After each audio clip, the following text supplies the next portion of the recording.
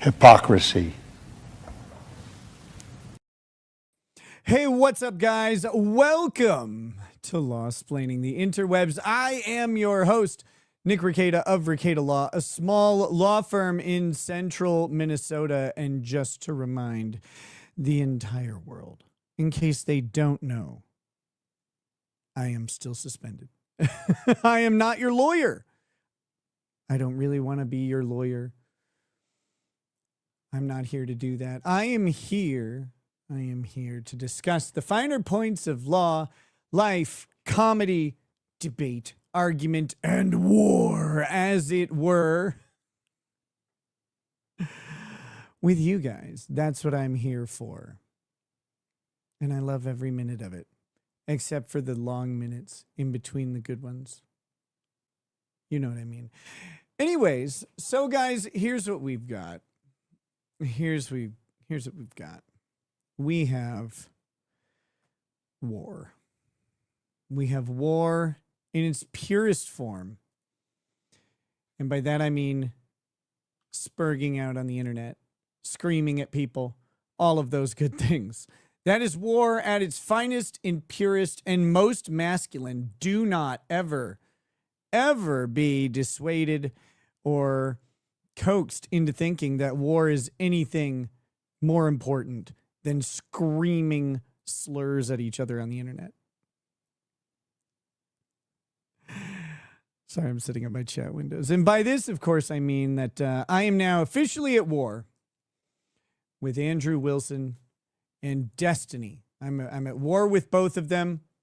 It is a brutal and bloody conflict that is about to start.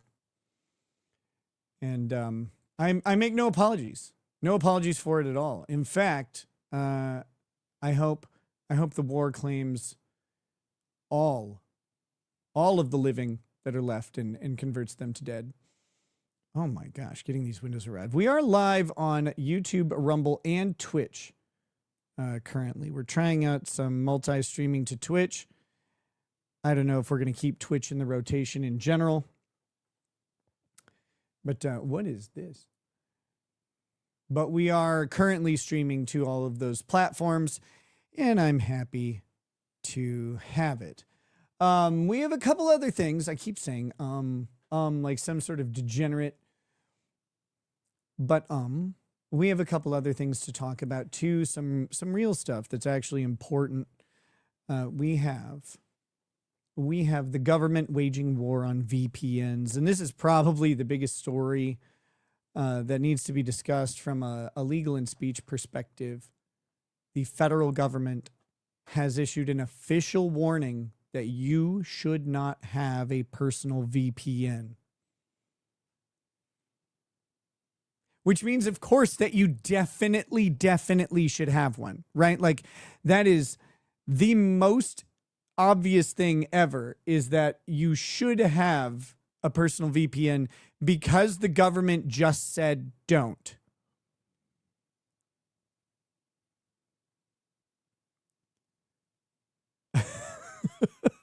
Official Chris Tony says, fuck you, Nick. Not being mean, seriously. We should get together. We're both straight and Christian, which makes it not gay, right?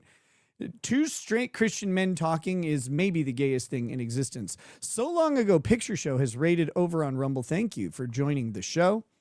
Thank you for that. And Valhalla Awaits has just rated over here on YouTube. I don't know if those two events are related in some way, but they did both just happen. So I'm happy to have all of you joining the show. Thank you.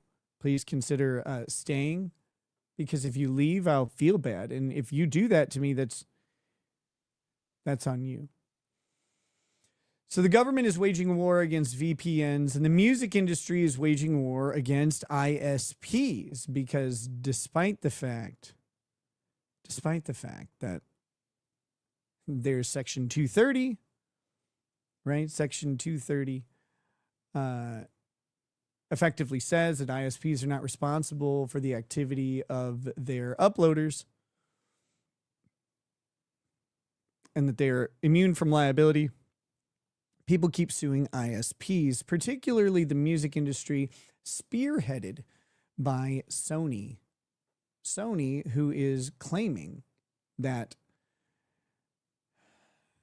the ISPs, like Cox Communications specifically in this case, have a duty to shut down the internet for serial pirators of software, of music in the particular case. And this is before the Supreme Court of the United States, ladies and gentlemen.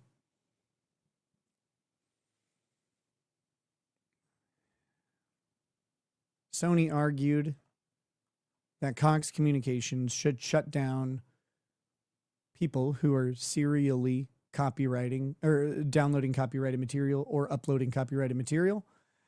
And of course, this would be policed by the music industry, who would make the mere suggestion that someone is a pirate and therefore their internet should be shut down. Of course, Cox Communications is, responding, saying this doesn't make sense. Asking us to do this kills the internet and would be shutting down the internet for people who have nothing to do with piracy at all. And what are we doing here? What is going on? Okay, never mind. Rumble's being dumb. This is a big fight. This is an important fight. They're trying to privatize prosecution, even if they can't put people in jail. They're trying to privatize the application of law and force of the government to regular people, or even worse, to corporations, right? And ironically, of course, 40 years ago, Sony was the one being accused of creating the tools for copyright infringement by releasing the Betamax video recorder. Let's see. Nazer says, if you read this, you're gay. Yeah, okay. Poker says, if you read this, you don't do coke. Guilty is charged on both counts, I guess. But we have this war going on over privacy, internet anonymity through the VPNs, and the most important thing is that the government is the one pushing against the privacy and anonymity, pushing against the VPNs. The government is saying, oh, it's all just Chinese spyware. That's what a VPN is. And they're wrapping it up in other stuff. So we need to talk about these things. This and the music industry's push against copyright pirates through the ISPs and demanding that ISPs police it. I mean, ISPs are good, right? Like, they're always good at stuff like customer service.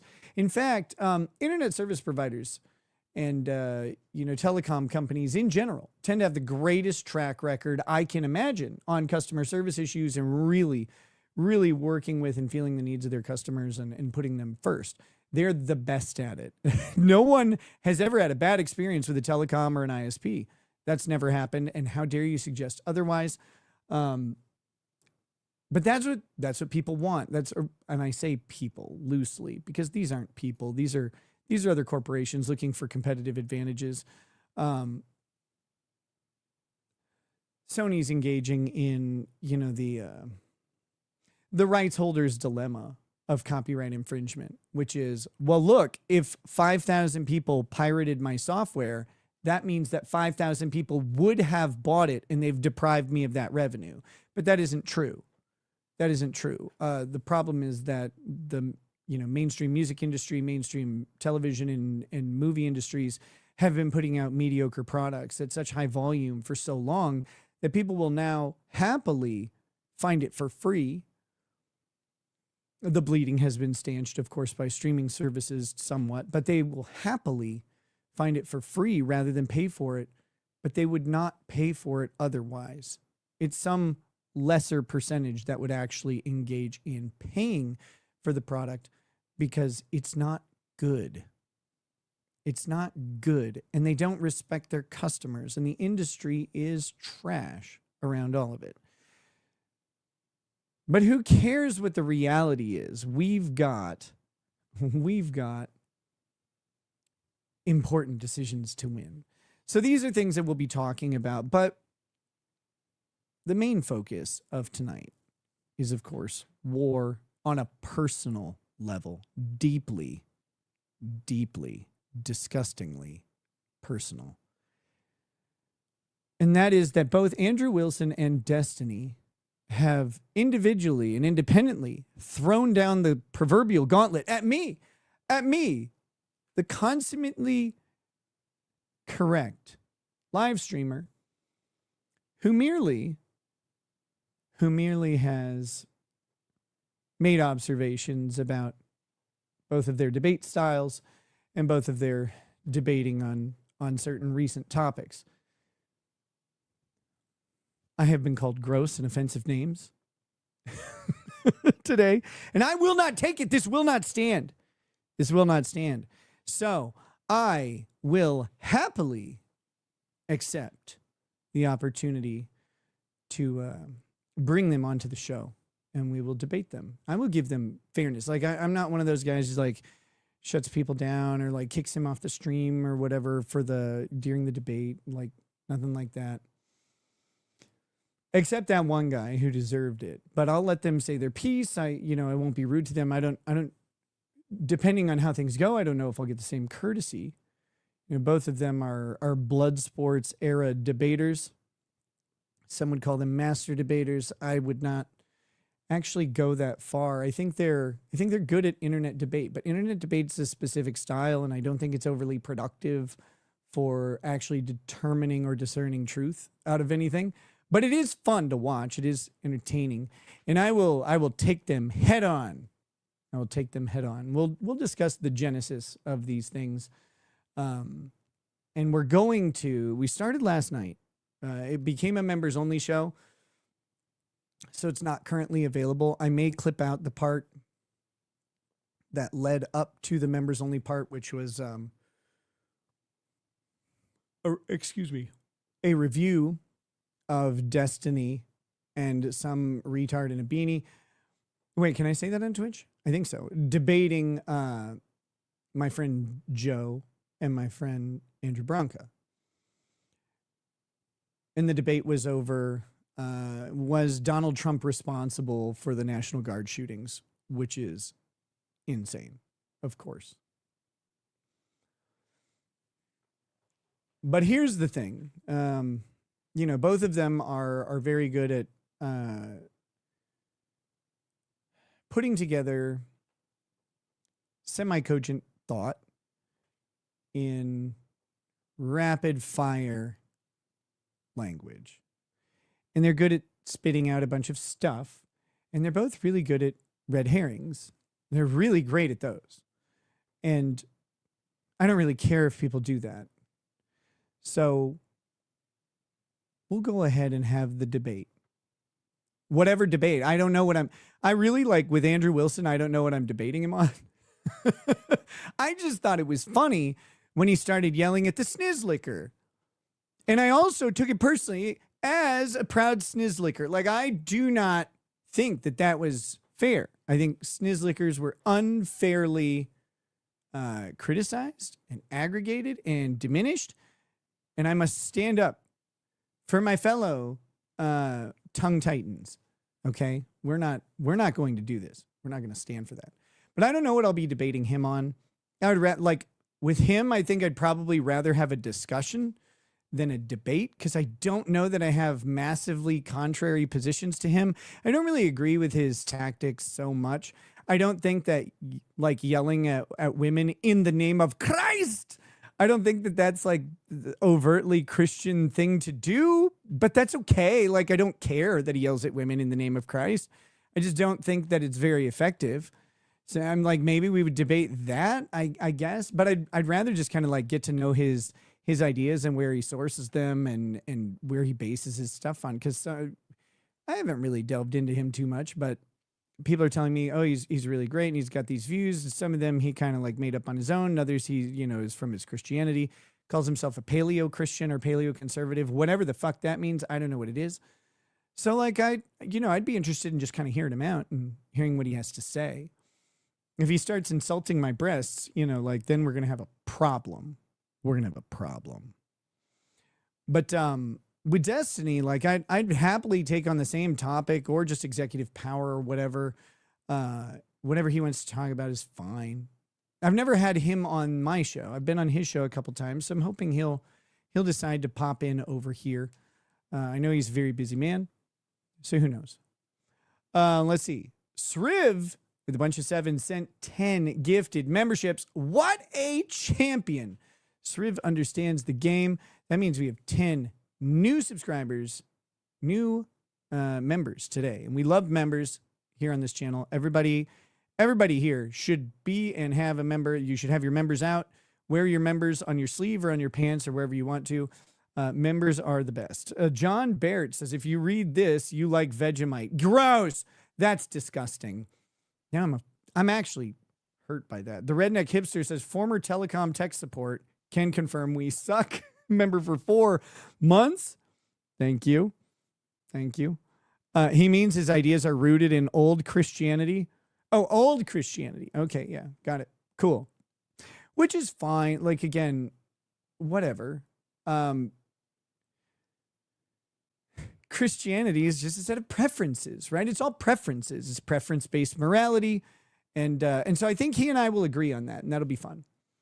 Nazir says, so when's the Destiny and Andrew hot tub stream? Well, as soon as they get their little... Well, Destiny probably has a little behind. Andrew's might be a little bit big. We're going to investigate that today because I need the chat's help here. We need to determine. We're going to do. Are we going to do the? Are we going to determine BMI? Are we going to be like we're going to crowdsource a BMI calculator for Andrew? Maybe. Shelly, see, how do you debate people who don't listen? Oh, the best part is you just don't listen to them either.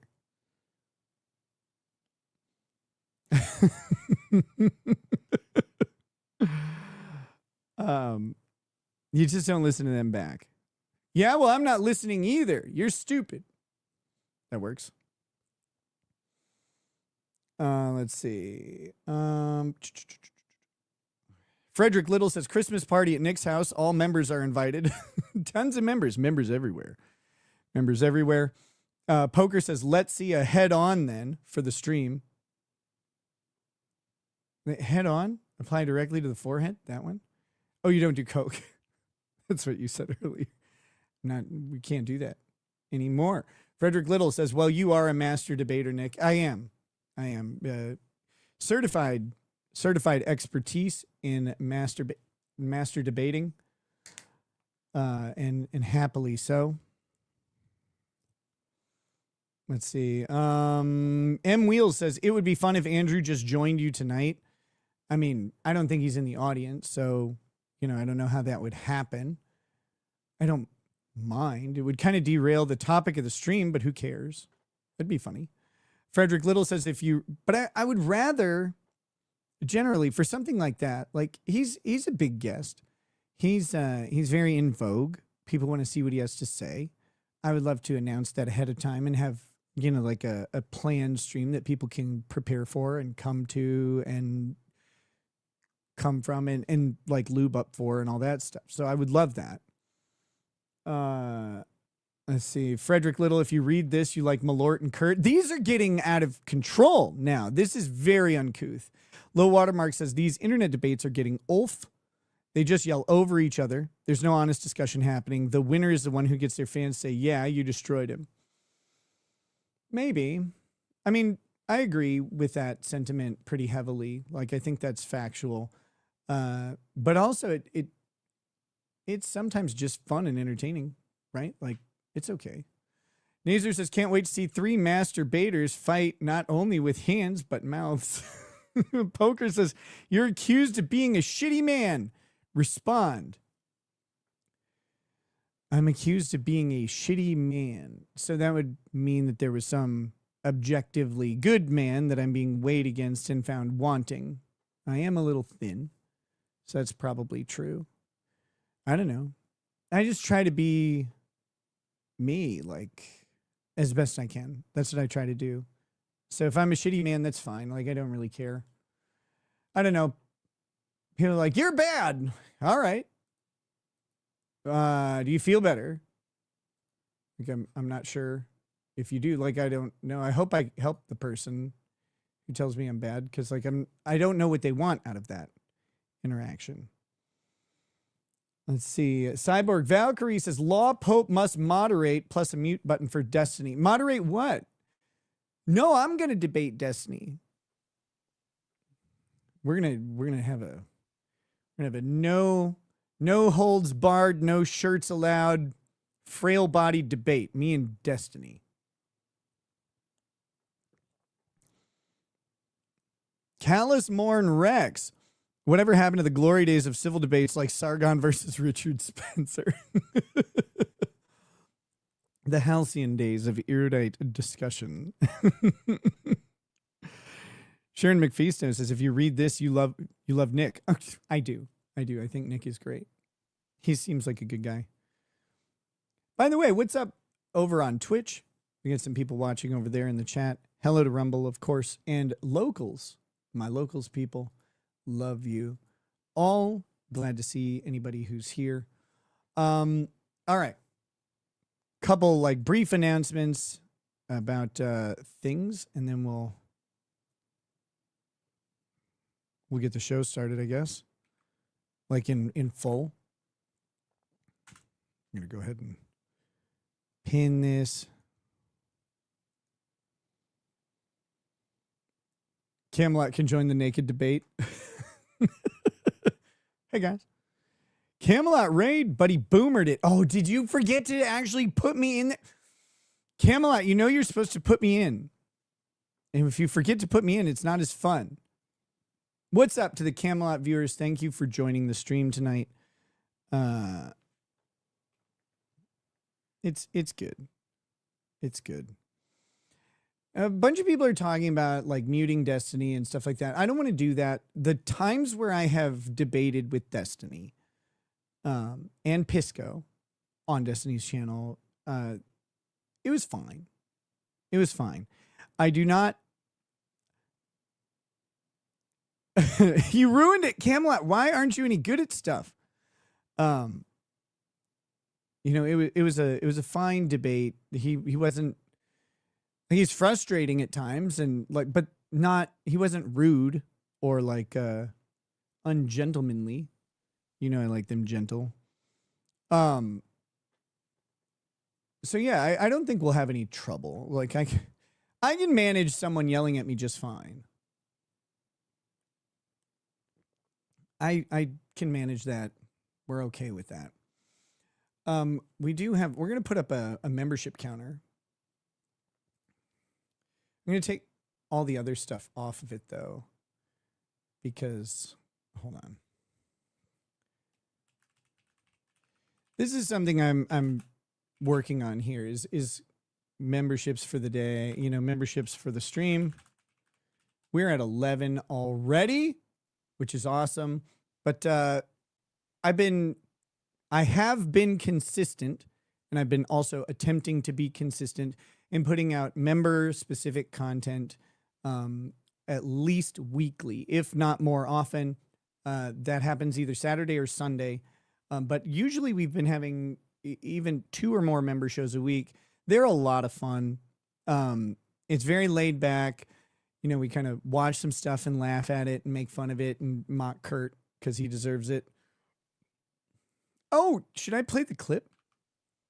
Play a clip.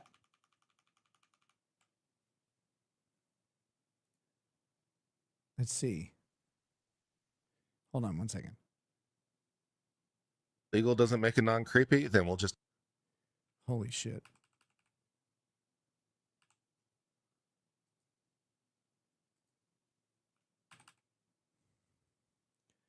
All right. This is, I want to show this clip of Kurt in his natural environment. Of course, this is covering the Maya trial. Very important stream. Let's see, I think. So this is Maya, who has just turned 18. She was, this girl right here, she was separated from her parents by a hospital. It is a big thing. This all happened kind of at a time where I wasn't paying attention to much. this trial went down. But this is a pretty, she had a rare disease, and we've heard the story 1,000 times. Not really, but a couple, where the parents can't provide care for the child, so they bring the child somewhere. They get, maybe a diagnosis or an idea. They go for a second opinion. They end up at a children's hospital, and the children's hospital ends up taking the custody of the child away from the parents, saying that they're making it up and they're doing this medical stuff to their child. Oh, I do want to say thank you to Chai T for joining as a member. And those of you who got gifted subscriptions from Sriv, make sure you send a thank you or just say thanks. It's really nice when people do that and bring more people to the members only content. But this is what happened on stream during the trial. This happened, and I don't know if anybody ever talked about it. Hey, she's 18. It's legal, man. Oh wait, here we go. Sound is scratchy. Yeah. Wait. So Kurt is a 44-year-old man, although he may have been 42 or 43 at the time. Here we go. Dr. Joe is there? Okay.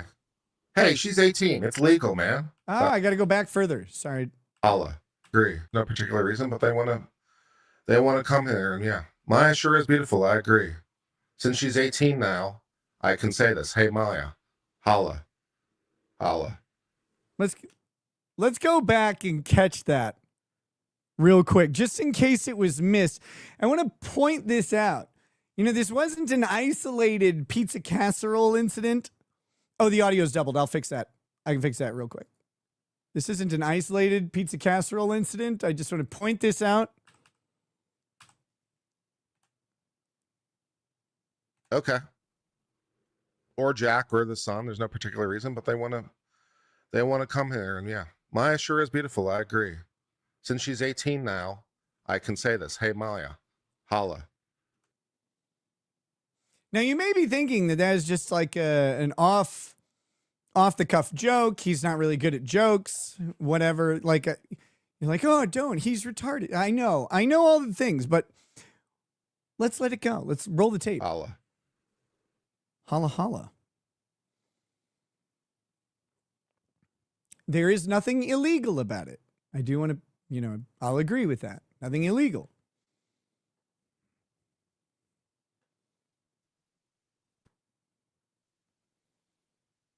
God, Sound is scratchy?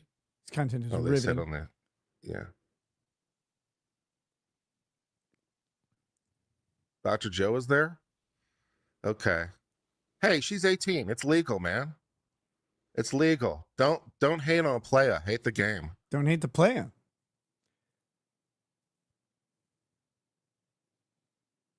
Don't hate the player. Hate the game.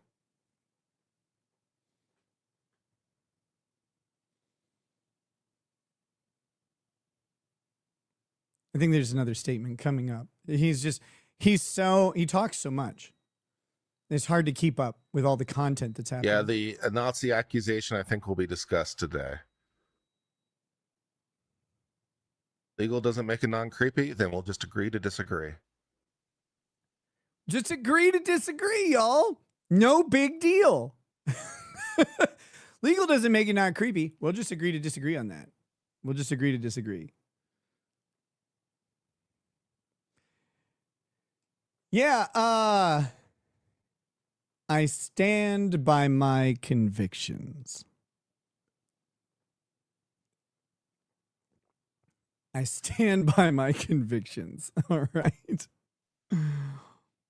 Nick, you can talk and debate even people like Destiny because you actually have people skills, unlike a certain micropene, coattail holding, walking barge of a person.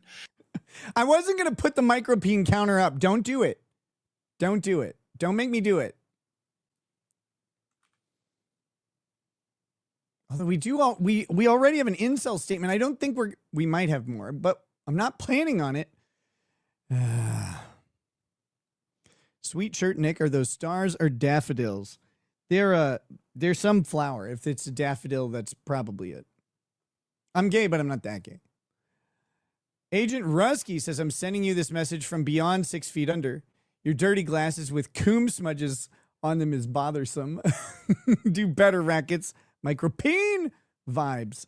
There we go. Thank you. Thank you. That is super tip, by the way, guys. We had two examples there. We had one which was delivered in the beautiful baritone of Legal Vices. I don't know if he was a baritone. Maybe. Which, of course, we have some AI voices that you can use to read a super chat effectively. You can just go to supertip.gg/RL. And we have a whole bunch of voices you can choose from. Or, as with Agent Ruskies here, you can just send in text. Just like you would a regular super chat. I'll pull it up on screen and read it. And we'll have a good time. We'll laugh at each other.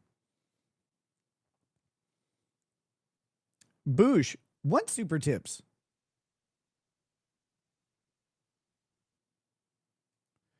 Okay, Boosh, I've only had 2 super tips show up so far.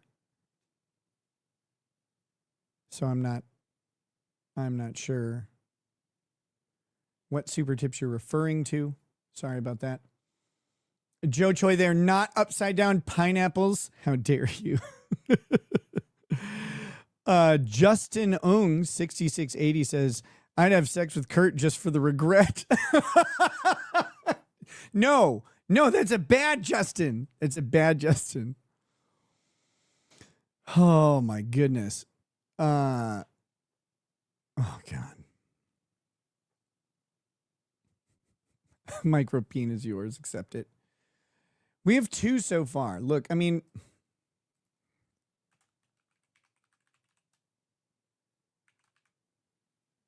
I'll put it up there.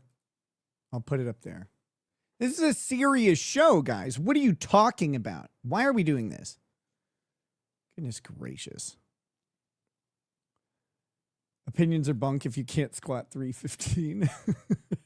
Okay, so I didn't skip your super chat, did I? Oh, wait. I did. I didn't mean to. Thank you for letting me know. Nazer says, I think competent lawyering, you and lead 1 versus Lestiny, in my opinion. Wait. Who's Lestiny? There's Destiny. Who's Lestiny? I don't know if that's a combination thing or just a mockery of Destiny. I'm not sure. Okay, so here's what we've got. So this is a debate with a moderator. It was my friend Andrew Branca and my friend Joe Neerman. So Andrew is down here looking like he's mid chipmunk right there, which is great. That is such a Branca thing where he comes at the mic, like he's just right in it. He's like, no, you can't do this. I love it. And then you got Joe smirking up here in the top right corner. Very, very Joe of him. Destiny is in the top left, and it looks like he's caressing his mic, but I think that's just the angle. This guy is in a beanie. I really don't know the purpose of this person's existence. They seem to be just like a Destiny soundboard or something. I don't know who that is or why they're talking at all. These 2 are not lawyers. These 2 are lawyers. They're discussing Trump's involvement in, his responsibility or culpability for the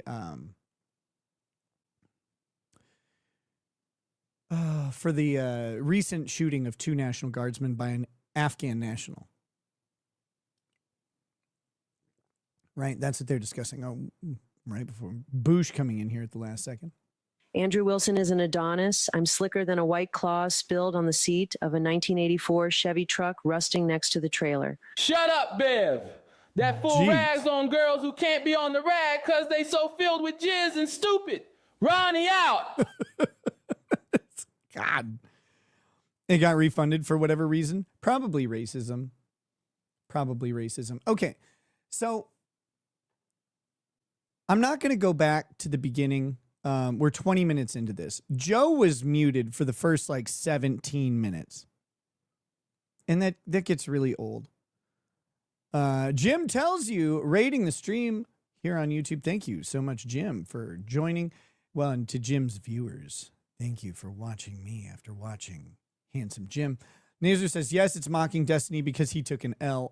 Okay, there you go.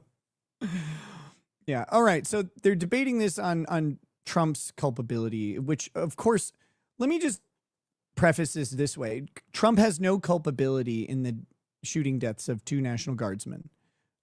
He deployed the National Guardsmen, like to help with what was going on in Washington, D.C. and other cities.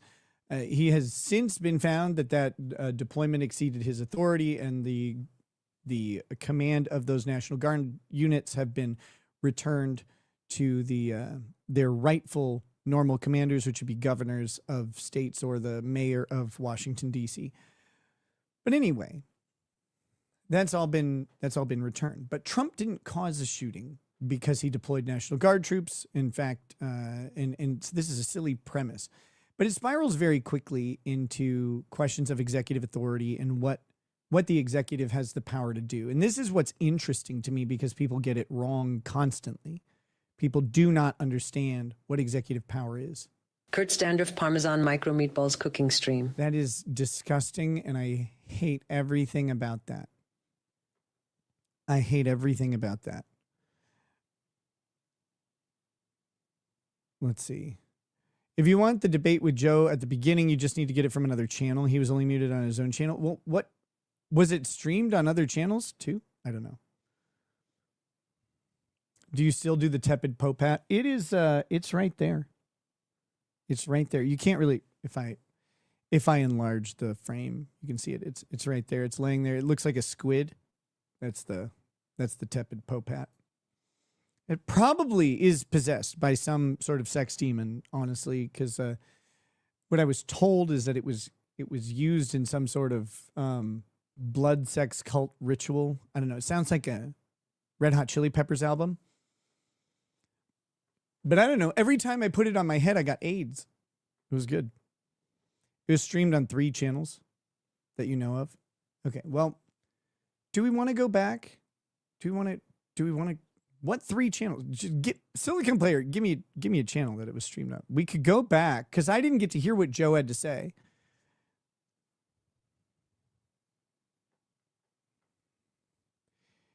Yeah, Joe boomered the shit out of having his mic muted on his channel, which is a disaster. Let's see if we can find it real quick. I mean, it's probably on Destiny's channel, right?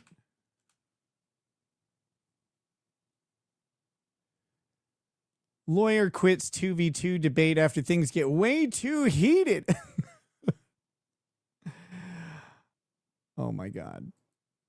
Capital punishment is not murder. Is there any way to make the screen bigger? when you're the head of the executive and you're saying that your political opposition needs to be investigated, we've already. Holy shit! I'll replay that. Sorry, I didn't realize the super tip was playing, but we can just replay it. Here we go. Hey, rackets, is there any way to make the screen bigger? It's hard to see their facial expressions. Making my Asian eyes squint is too much work. Yeah. Give me a second. I think we can do a little bit better than we've done. I just want to make sure you guys can see me. I'm the important one here. I'm very, very important. Nakadashi Tomodachi says, Kurt's doing a SpaghettiOs stream with a guest. Well, I'm sure they'll have a fun time figuring that out. Okay, here we go. Let me make this. Do we do it this way? That's a little, there we go. That's pretty good, right? Like that's a good size, I think.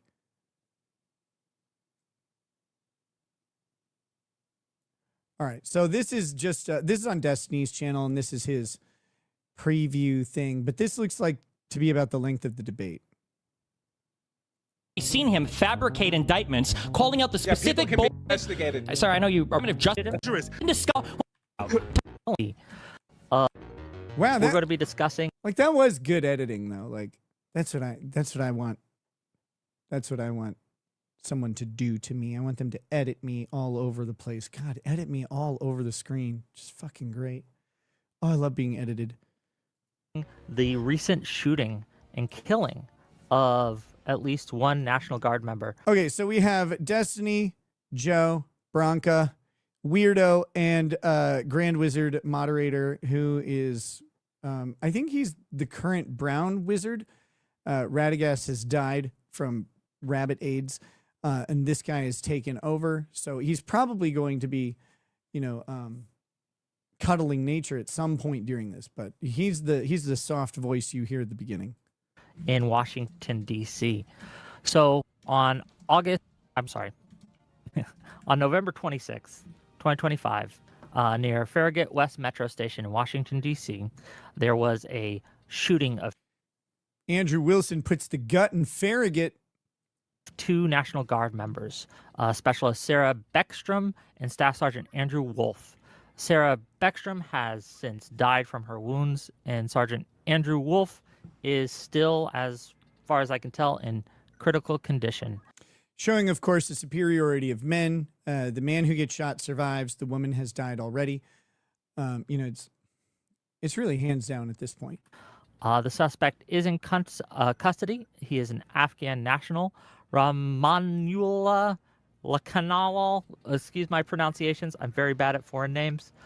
There has been much discussion about why this happened and who is to blame. Tonight's prompt is Trump responsible for the shooting of these 2 National Guard? Why or why not? And we've got some great guests to talk about it. I appreciate you all for coming. And apologies for the little tech support at the beginning, but, we have to do what we got to do. I want to give the mic first to Destiny, and we'll just kind of go around, introduce ourselves, what else do you want to give give us to Destiny? opening thoughts and what we have to say. Go ahead, Destiny. Open us up. Okay, so I don't know if I would say one. What's in the jug, Destiny? What's in the jug? Just kidding.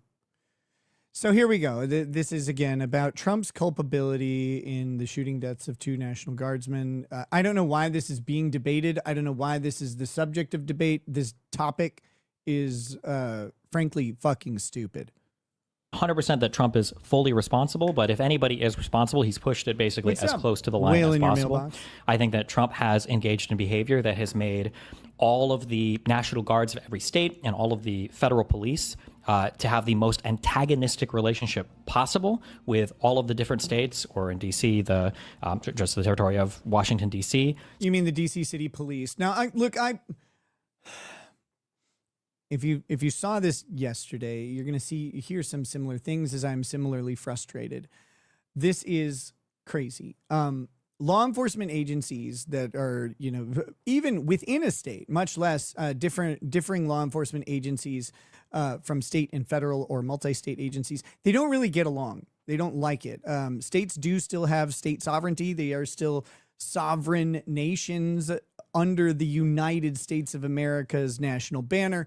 But they are sovereigns, and they have their own powers that are derived from their own citizens. They have their own interests and their own taxes, and they have their own National Guard that they can call upon, in times of need. All of this is inherent within the state, but when the police powers of a state are challenged by any federal agency, no one likes it. No one likes it. They've been going to court on this for years, and one side or the other will win, depending on if the state or the feds have the correct authority under the Constitution. Destiny is setting this up like Trump is uniquely situated to make this a contentious relationship. And that's, again, simply ignorant of history. And we're gonna find out that over and over on this stream, Destiny is, and I'm really going to ignore Beanie Man because he's, God, and unless he has an IQ above corpse later, he's really adds nothing to this discussion. But Destiny seems to be unaware of kind of basic functions of government, and then the realities between the interplay of different government entities throughout the stream that I've seen. Now, that may change past the 20-minute mark, but I'm going to try not to have too many aneurysms because I don't want to end up like Kim Kardashian. Well, except for the rich part. Cal is more an X 1470 says Trump isn't even the most culpable president. Biden let the Dirk in. So I think that Trump is engaged in behavior that has increased. Oh yeah, Beanie Man's name is Soy Pill, which is very appropriate. But Destiny's saying Trump's behavior has increased. Sorry to cut him off. Increased the danger for all of the people that are deployed. I think that every single time a bad thing happens, I think that he tries to capitalize on it with some kind of policy. I would argue that Trump has been waiting for and loves. Obama's what was it, Secretary of State or Chief of Staff famously said, never let a good crisis go to waste. Again, this is a politician. Politicians capitalize on negative events to push positive policy. That's what you do. This is why we need to do my thing. Hey, this is why we need to do my thing. This is why we need to do my thing. That does not mean politicians want bad outcomes. This is disingenuous and dishonest. These types of moments, and he's waiting for more moments like these to happen so that he can continue to expand on his executive power. Every time it does, we saw him jump on this. As soon as these 2 National Guardsmen were shot, I think he deployed another 500 to D.C. And yeah, I just think that Donald Trump is engaged on a war path where he wants to invite as much self-destruction as possible so that it gives him more excuses, basically, to leverage and expand his executive power and authority. Okay, so we got to do some of these things. I'm sorry. Trump is not expanding executive authority. Trump is defining executive authority. Most presidents don't expand executive authority. Lincoln did. FDR did. Most presidents don't. They don't have the ability to expand executive authority. Executive authority is what it is. They may be defining a limit that is previously unthought of. That is not an expansion. An expansion of executive authority would be to find a limit and then to do something to exceed the limit, to go beyond it after knowing what the limit is. It does not mean that the Supreme Court says you can't do that. Oh, you're expanding executive authority. No. To expand executive authority would be to give the executive more authority than they currently have under the law. That's the expansion. The problem is most people are kind of small-minded about how executive power works and what the executive authority is under Article 2. The executive authority is the authority that an executive would have in 1791. Typically, your best model is the English king, who was exercising executive authority shortly before that over the colonies, which then, of course, in 1791 have been incorporated into the United States. But the king's power is the executive power. And if you think, well, that's a lot of power, you're fucking right. And the only power that the king doesn't have, the only power that the king doesn't have, and we'll talk about what I mean in just a second, is that which is given to the legislature under Article 1 or the judicial branch under Article 3. That is the executive power is expansive to the power of a king beyond that. Now, we have some constraints, and people think that these are limits on executive power, but they're actually not. They're limits on the executive or legislative or judicial branch's ability to impact you, the rights holder. That does not mean they're a limit on executive power. They're a shield in which the executive power washes around that being, but it's still there. And this is where people get mixed up. States' rights, everything is still subject to the king, but those rights being recognized say, well, the king's power doesn't touch this person in this event, but the king can still exercise all of the authority he wants. That authority just doesn't touch the rights holder in a situation where the right applies. That doesn't mean the king can't do the thing. Very, very different. Same with the legislature. Sort of, except the legislature's powers are defined in Article 1 of the Constitution. It specifically says the legislative authority is, as defined in this article, is vested in a Congress consisting of a House of Representatives and a Senate. All right? The executive authority is just the executive authority is vested in a president. Boom. Period. Done. That's it. Not as defined here. The judicial authority is defined in Article 3, but the executive authority exists. It pre-exists the Constitution. It is a known entity. And yes, the power of a king is expansive and broad and really, really, it's far beyond what we think it is. The thing with the United States is the president has operated in such a way for so long that we tend to perceive a limit to power where one doesn't exist. Just because they decided not to exercise power in that way for quite a long time. And when we see a president end up exercising that power. They win a lot. So just got to lay that out. Nazer says, please no members only. Got to work in the AMU Shyster. This is not going to be a members only stream. To be very clear, this is not a members only stream. I encourage people to, go ahead and sign up for memberships and gift memberships and stuff so that people have access to the members only content that exists in the new stuff. But this will not be a members only stream. Pendar says, please cover my uncle's ship, the USS Liberty, sometime. Maybe I will. Okay, we'll get into it as we go. Next up, Soy Pill. What you got? Yeah, pretty much what Destiny said. I would add that Trump, is inflaming all of the tensions by, illegally putting the National Guard into all of these places. He's violating posse comitatus. He's going against the wishes of various governors. And it doesn't violate posse comitatus. Posse comitatus necessarily doesn't include the National Guard. The National Guard is the militia under the law. And that militia is to be deployed within the United States for various reasons, including controlling violence and riots, and as well as insurrection. Posse comitatus states that the president cannot deploy the military within the borders of the United States except under invasion. The National Guard is not considered in posse comitatus. So he's completely wrong on this. Also, Trump's deployments of the National Guard weren't illegal. Trump's deployments exceeded his authority, and the deployments were returned to the correct commander. But they defer presumptively to the president to make the determination that a deployment needs to occur. That doesn't make it illegal. These are distinctions that do matter. Trump's actions were not illegal. He's not going to jail. He's not getting impeached, whatever. There's some theory, I guess, you could come up with where maybe, maybe his actions would be impeachable because impeachment is a political process. But there is none in which the president's actions would be illegal here. And it's simple to know. Trump gives the order and the guard showed up. That was not an illegal thing. The court reviews and says, yeah, you don't have the authority to do this. Command needs to be returned. They can withdraw the troops. That's fine.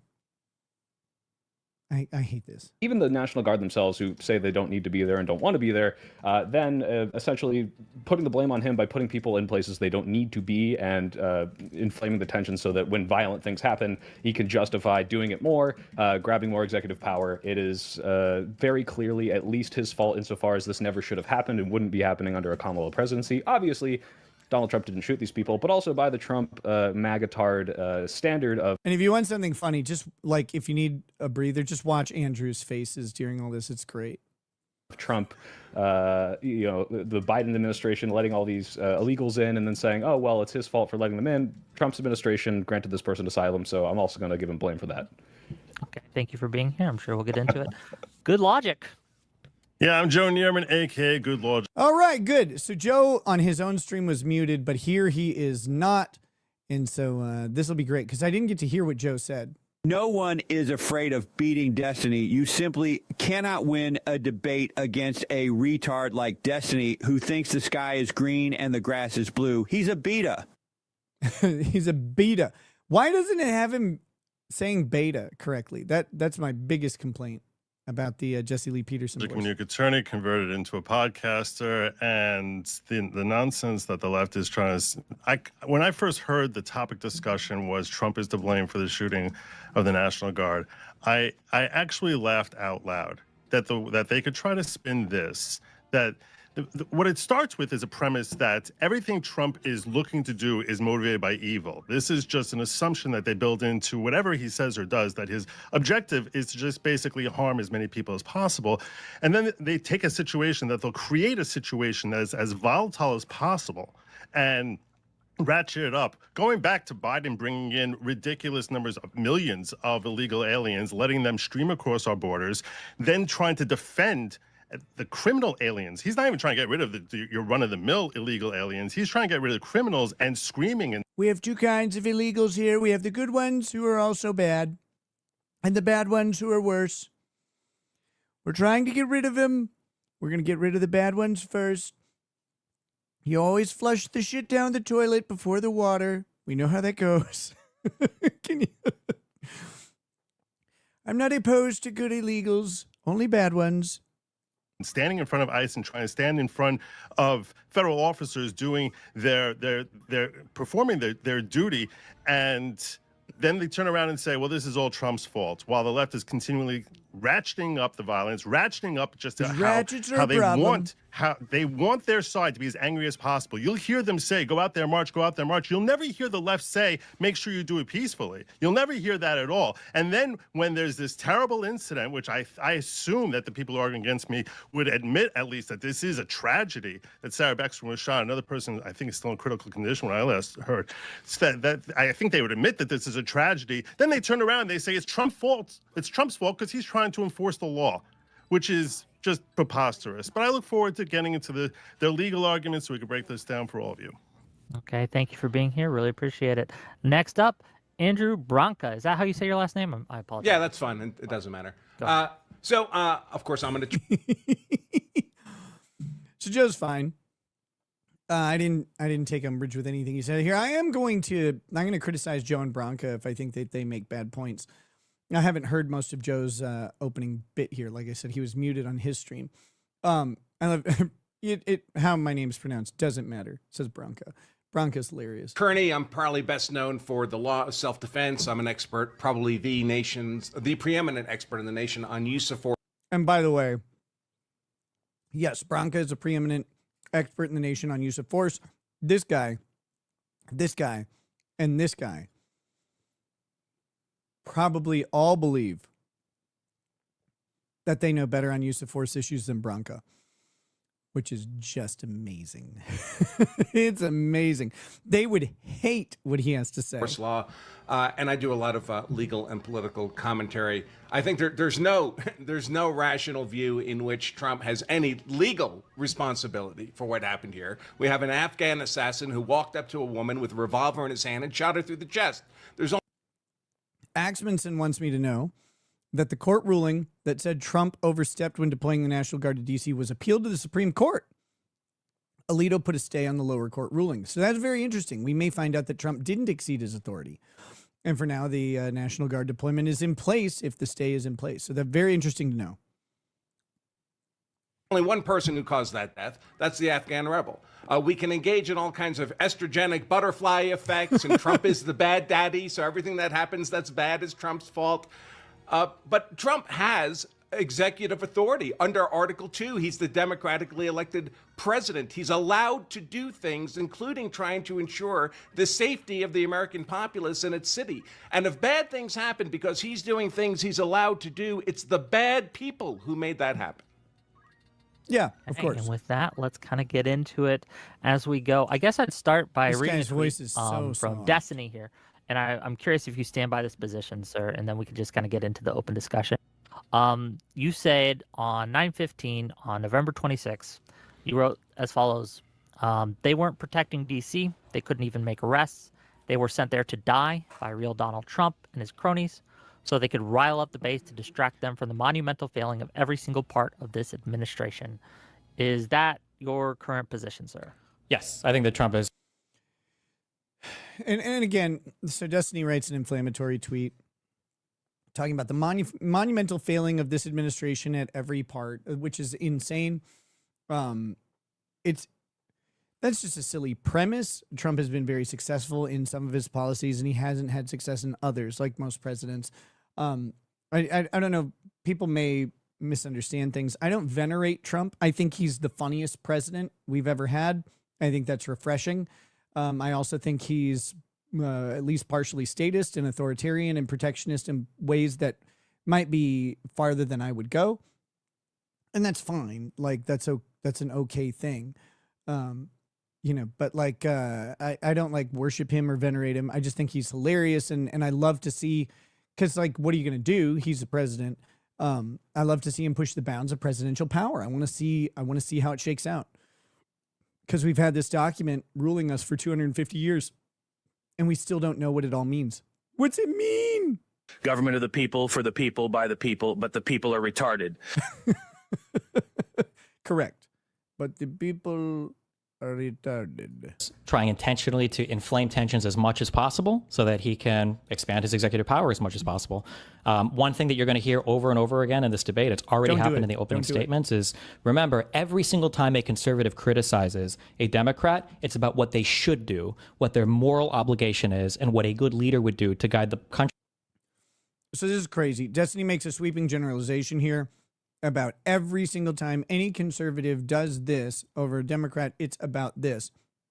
But it actually, like, that's not what's happened here at all. In fact, the one criticizing the leader over their morality is literally Destiny and Soy Pill over there.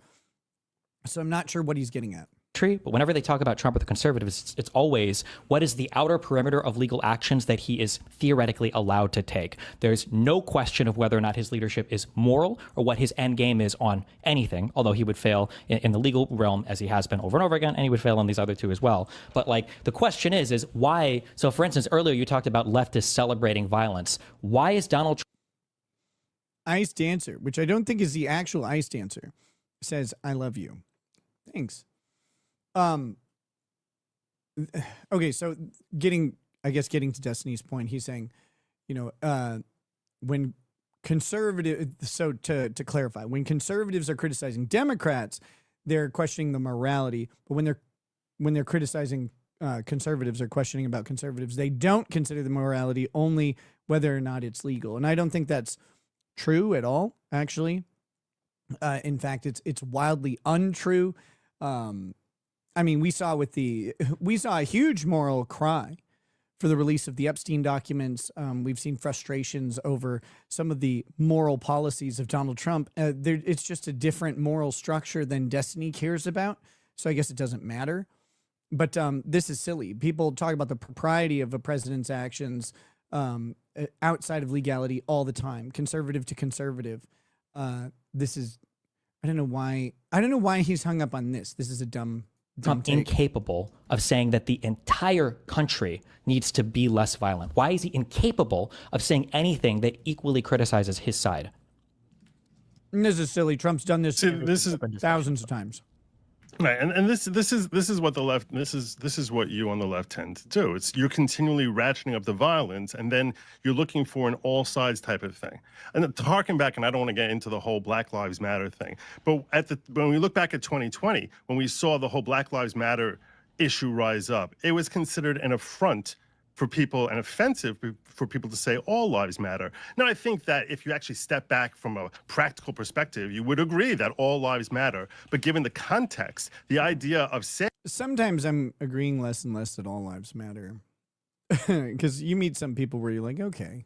Just give me a second. I'm just testing something. Beta, beta, beta, beta, beta, beta, beta, beta, beta. Beta, beta, beta, beta, beta. Just testing. Saying all lives matter in that context was deemed offensive because there was some perceived unique terrible position for the Black community, and it was as if you were disparaging their genuine plight by just trying to make it a general concern. So when you come here, Destiny, and you say, why can't he just say that all sides need to dial it back when there's been just bludgeoning and bludgeoning from one side against the other, it just sort of rings as if you're trying to just whitewash. They're like, oh yeah, both sides are bad, when that's just not reality. Sure. It's not reality. Two really quick and easy questions. Did Joe Biden condemn the BLM violence? I wasn't looking to the answer. Okay, if you don't know, that's fine. The answer is yes. That's fine. No, wait. Well, I know you don't care because you don't care to make it sure. So the answer is yes. Number one, and number two, did Donald Trump pardon every single January 6th protester? We can't. No one can hear each other. Hold on, just real quick. I'm not deflecting. You brought up BLM. You brought up BLM. He brought up BLM in a different context. And here we have a true Destinyism. You brought up BLM. Would you agree, XYZ, about BLM that is irrelevant to the discussion at hand? And then once you agree, you're suckered into accepting his premise. Now, astute debaters will just say, fuck off, loser. Right? Like, just fuck off, loser. That's it. And the answer of did Joe Biden condemn the BLM thing? Bronca, I think, is going to say it. Who fucking cares? It doesn't matter. But also, The answer to Destiny's point, I think Joe is just overstepping here. The answer to Destiny's question about like why can't Trump condemn the violence of both sides is to simply say Trump has condemned violence from both sides. Even going so far as to being bullied effectively into condemning violence from the Proud Boys or like accepting the idea that there might have been violence from the Proud Boys and then condemning it. You know, like this is a silly point. It's a sweeping generalization. It's a ridiculous fallacy because obviously it's just not true. But that's, like I said, it's a Destinyism. Destiny debates like a prosecutor. Calm, uneasy, rapid fire, hyper analytical, source heavy, relentless on definitions and contradictions, interrupts aggressively, hammers single points, stays emotionally detached while personally attacking credibility, feels like cross-examination, not conversation. Destiny has a micropene more micro than Curticus micropenicus. Holy shit. That's an assertion right there. Where can we find the answer? Where can we find the answer to these allegations? We'll have to find a Catboy. Chai T 0715 says, I hate how Destiny and his legion of retards think shouting louder over your opponents makes you more right. Yeah, of course. No, I did bring up BLM, but I brought it up to make a point. Yeah, your point is wrong. That's the point I'm making. That your point is stupid. No, the point that I'm making is in certain situations, when you try and just deflect to saying, let's just make this a general message, it's ignoring the actual problem. You're trying to purposefully ignore the actual problem. In 2020, you wanted to. The left was saying that the other side is ignoring the problem by trying to say all lives matter. And what I'm saying is you're ignoring I'm not the asking that problem. question. It was a super easy question. Did Biden condemn the BLM riots? Did Biden condemn the violence? I have no idea. He wasn't empowered during the BLM riots. He was running for election because he was running for election. Like the face of the Democratic Party. You literally can't even answer. You don't even know why. Who cares? Who cares if he did? He's running for election. First of all, people say stuff to get elected, so who knows, you know. But second of all, he has no authority over the BLM riots. It's not his position to condemn or accept them at all. Like it doesn't matter.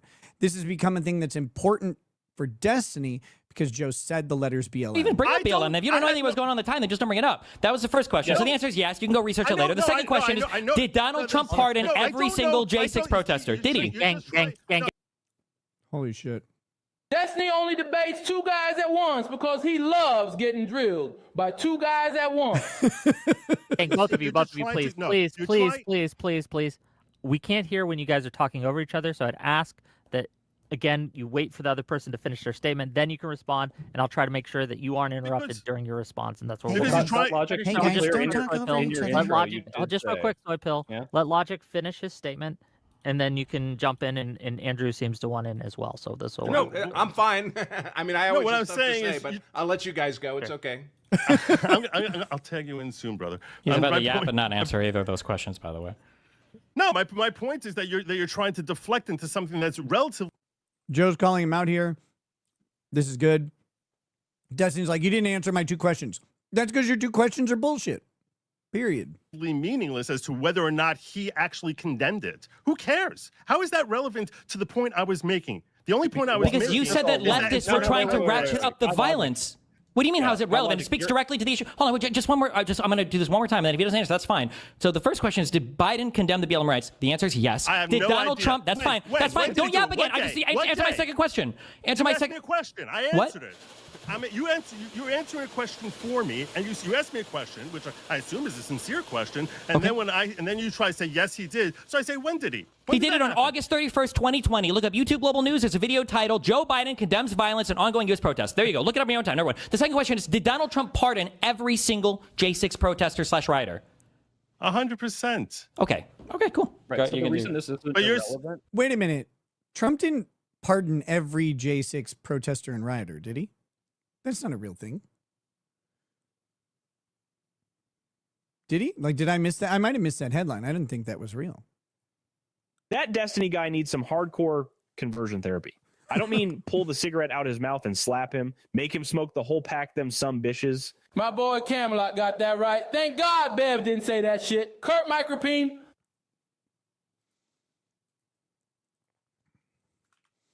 We're at 4 micropenes now. Look, I didn't make the rules.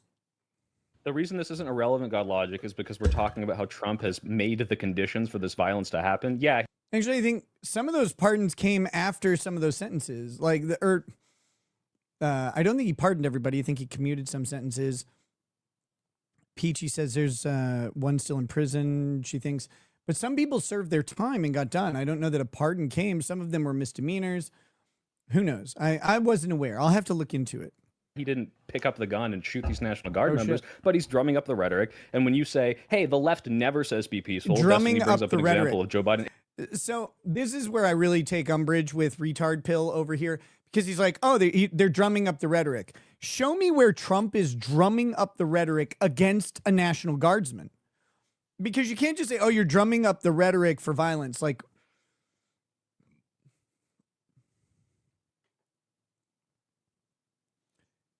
if we go back to like Brandenburg v. Ohio, right? The KKK and open calls for white supremacy, open calls for violence against African Americans in the 50s and 40s and prior. Like, we're talking about raising up the rhetoric, drumming up the rhetoric against a specific people group. Brandenburg is all about protecting that speech specifically. They had, like a march with the KKK and the local neo-Nazi chapter. Again, 1950s neo-Nazis or whatever. But they had, like, that happened, and this guy was saying that blacks should be hanged and stuff like that. It was very, very, like, violent, drumming up the rhetoric speech. Brandenburg, the Supreme Court famously ruled that there weren't any people there to actually enact violence against, so it wasn't incitement to violence, and the speech was protected. All right, so then we got the incitement under the Brandenburg test and all that stuff. That's drumming up the rhetoric, but like, if it's some guy saying violence against black people, for example, and then a Mexican guy stabs an Asian store owner because Mexicans stab people, I guess, that's not violence due to drummed up rhetoric, right? Like, drumming up the rhetoric and raising the propensity for violence in the country comes because your rhetoric is specific about a target of some sort. Trump is not drumming up rhetoric for violence against National Guardsmen. That's insane. Like, that's a stupid proposition, but that's, this guy's brain is moving at 1 hertz. The great thing about Destiny being a retard and so far on the left is that he will never be right.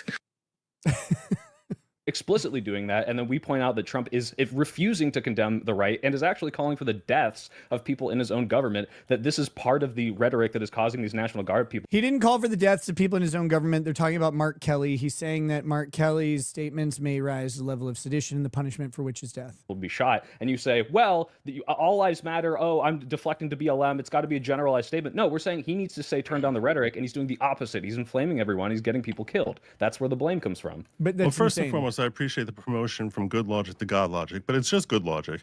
And second, that's okay. No, that's okay. I just want to make sure he'll take it. We know what we're talking to here. But or at least 10% the point that you're trying to make, as far as him escalating, you have to sort of have to step back for a second and ask yourself, what exactly is he supposed to be dialing back from the right? You're saying that the left is that after there's violence that happens, the left tries to dial it back. What I'm saying to you is, what violence from the right are you even saying that he should be dialing back? You're trying to sit here and say that he should be telling people on the right, should hang members of our government. Well, you're asking me a question. No, when he wait, says we should hang members of our government, yeah. Through trial. Through trial. There's a very big difference between saying, hey, it's the death penalty for sedition, a federal crime which carries a federal punishment of death, potentially. Does anybody honestly think that seditious six would be hanged? Would be hanged.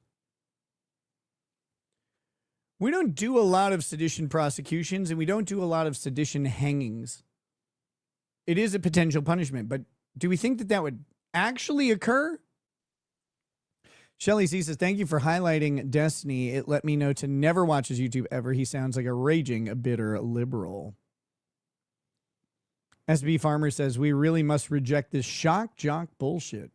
I am not quite sure what you mean there, but these people need to be tried for some very serious crimes that I believe they committed. And murdered, yeah. Because he believes they committed them. Capital punishment is not murder. Excuse me, sorry.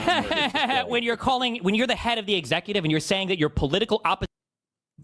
Why did he have to do the mocking laugh? Capital punishment is not murder. Murder is the unjustified taking of human life. Unjustified intentional taking of human life. Capital punishment is not murder. I'm not even the biggest fan of capital punishment these days. I don't trust the government to do anything right, and that's the main thing. But I don't deny government's authority to enact capital punishment at all. In fact, I think we've stepped away from the amount of capital punishment that we can enact on people. I think we've done so. And I think the courts have erroneously decided that the Eighth Amendment prevents some types of capital punishment, which I think is insane. The Eighth Amendment prevents cruel and unusual punishments, not capital punishment. When the Eighth Amendment was written, needs to be when the Eighth Amendment was written, we were still executing people as young as 12 years old for felonies, and that was not considered cruel or unusual. That is the youngest known documented government execution in the United States was a 12-year-old. But hey, that's the rules. Government has the authority to do that. If you want to change it, go ahead and write a law or change the Constitution or whatever. They've been trying to do it through the Supreme Court in a bastardization and misinterpretation of the Eighth Amendment,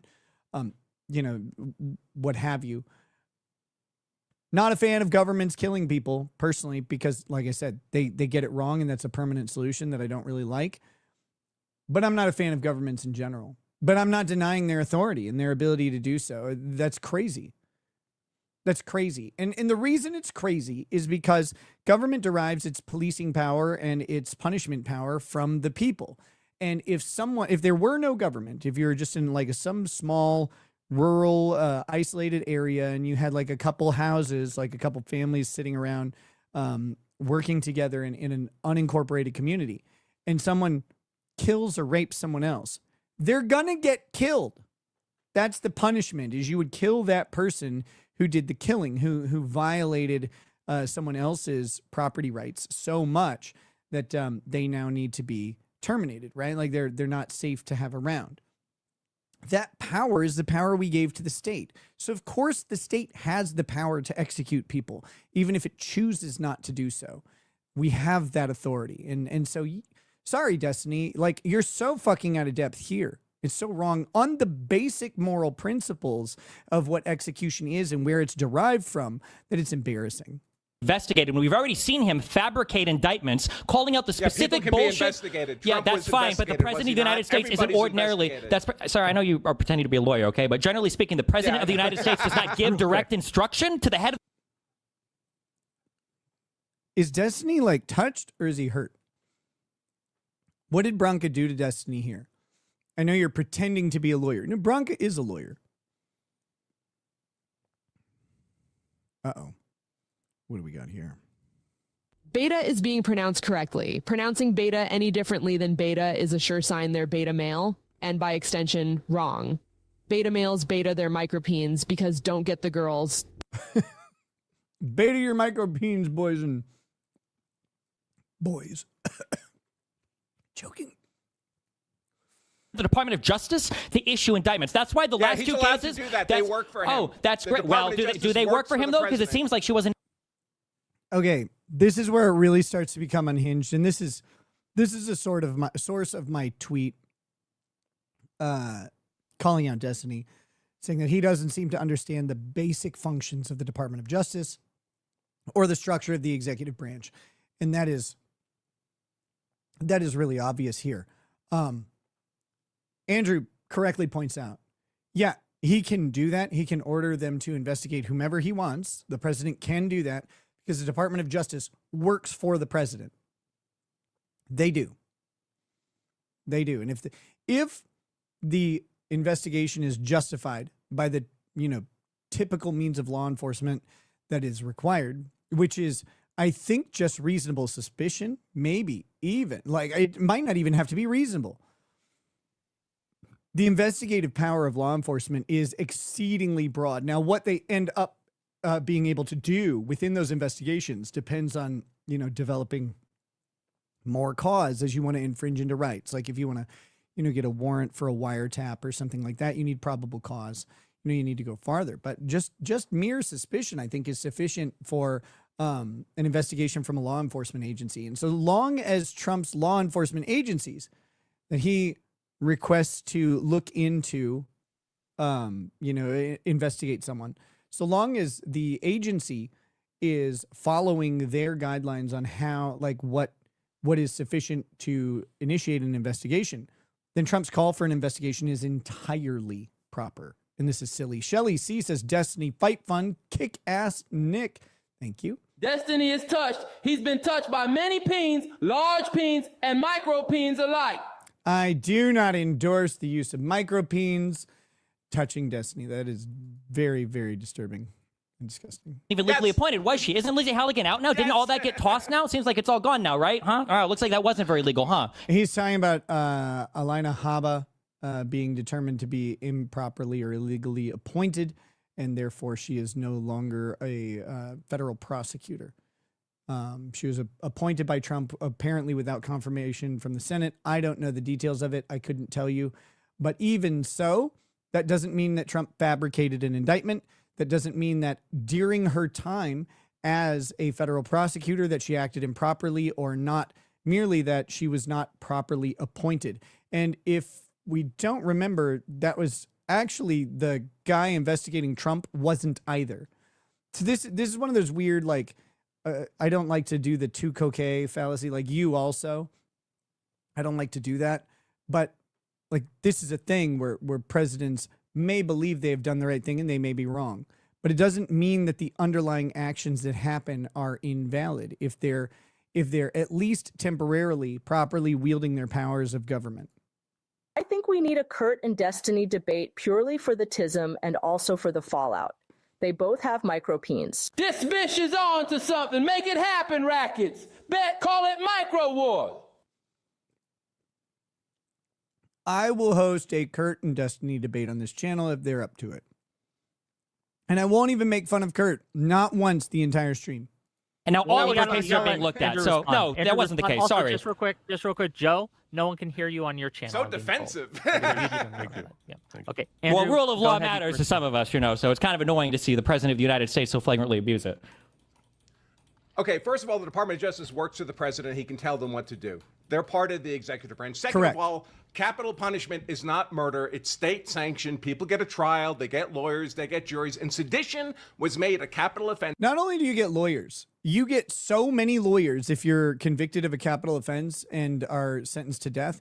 You get lawyers, you get appellate lawyers, you get further appellate lawyers, and then you get third-party non-government organizations that have an interest in preventing capital punishment that also get to take so many shots and so many cracks at appealing your case, at pleading for any number of reliefs. You also get basically a fast track petition to your governor or the president of the United States. Like, you get the people with the absolute most state offered legal protections and empowerment are people convicted of a capital murder. Like that, without a doubt. They have the most opportunity to do so. And that's right. Like that's the right thing to do. It's by Congress, not by Trump. Congress created that law. Third of all violence is not bad. Why do you suggest that all the violence should be tamped down? Violence is not inherently bad. Violence in a good person is good. But Gen 6 violence is bad. Wait, just curious. When we say the president, let him finish. Let Andrew finish. When we say the also, Andrew, you're really low. Can you turn yourself up? Your volume's when we say the president can give direction to the DOJ, is there any equivalent moment in the last 50 to 100 years of U.S. history where the president of the United States is directing his attorney general on who to prosecute, directing them on issuing indictments to political opponents, with even calling out the prosecutor they want? How would you know? Those are private conversations. Gotcha. How so would the you answer know to your question whether was or not no. that's The answer to the question is not no. Andrew brings up a good point, though. Like, we don't know how often it happens, but we know it happens. It happened under Obama.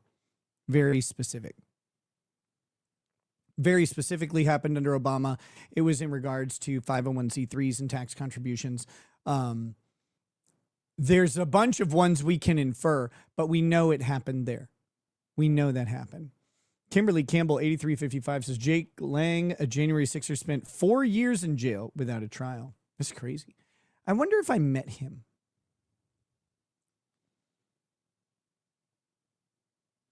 I met someone at Mar-a-Lago who was a January 6th person, and their stuff was still pending. I have their business card somewhere. I need to find it. So your question was no. I asked if there's any evidence of it. No, you're wrong. There is no evidence of any of this. 100%. Tons of evidence of it. This is crazy.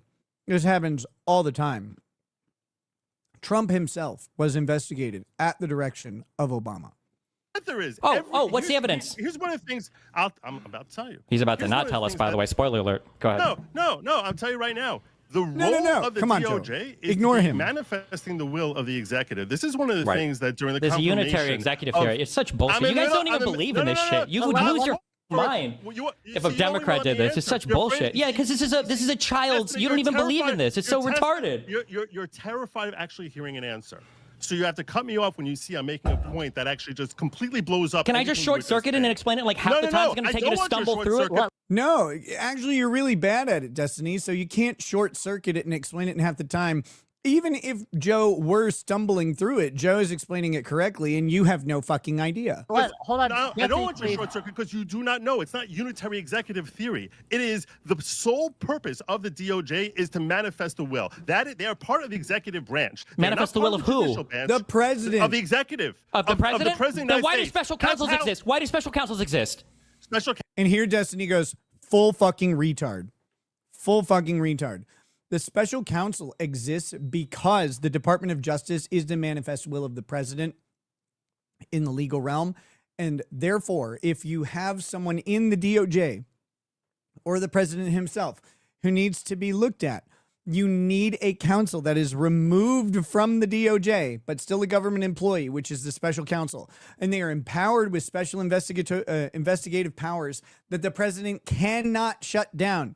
That's the entire purpose of the special counsel, is that they're empowered by a process and by Congress to enact a will that is different from the president's, because the president could just shut it down. Now, in theory, the president could actually just pardon whoever's being investigated by the special counsel and obviate it. But that would be politically dangerous for them to do so. It would weaken their political position and their moral position and maybe even weaken their own base. So they don't do stuff like that.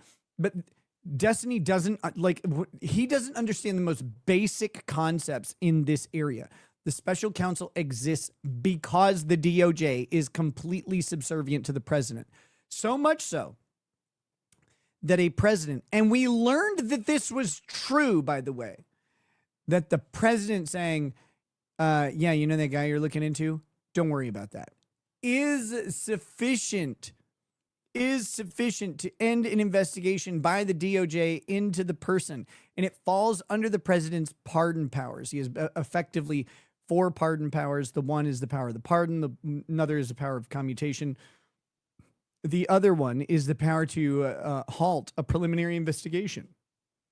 There's a 4th one. I don't remember what it is, but halting a preliminary investigation or putting a stop to it is effectively a pardon, even if it's unofficial. And there is no constraint on the president's pardon power. So this is insane. Destiny has no fucking idea what he's talking about. Counsels exist for when there's a conflict of interest. Why would that matter if they're only there? Wait, how could there be a conflict of interest if they only exist there to manifest the will of the president? You're proving because they only exist to manifest the will of the president.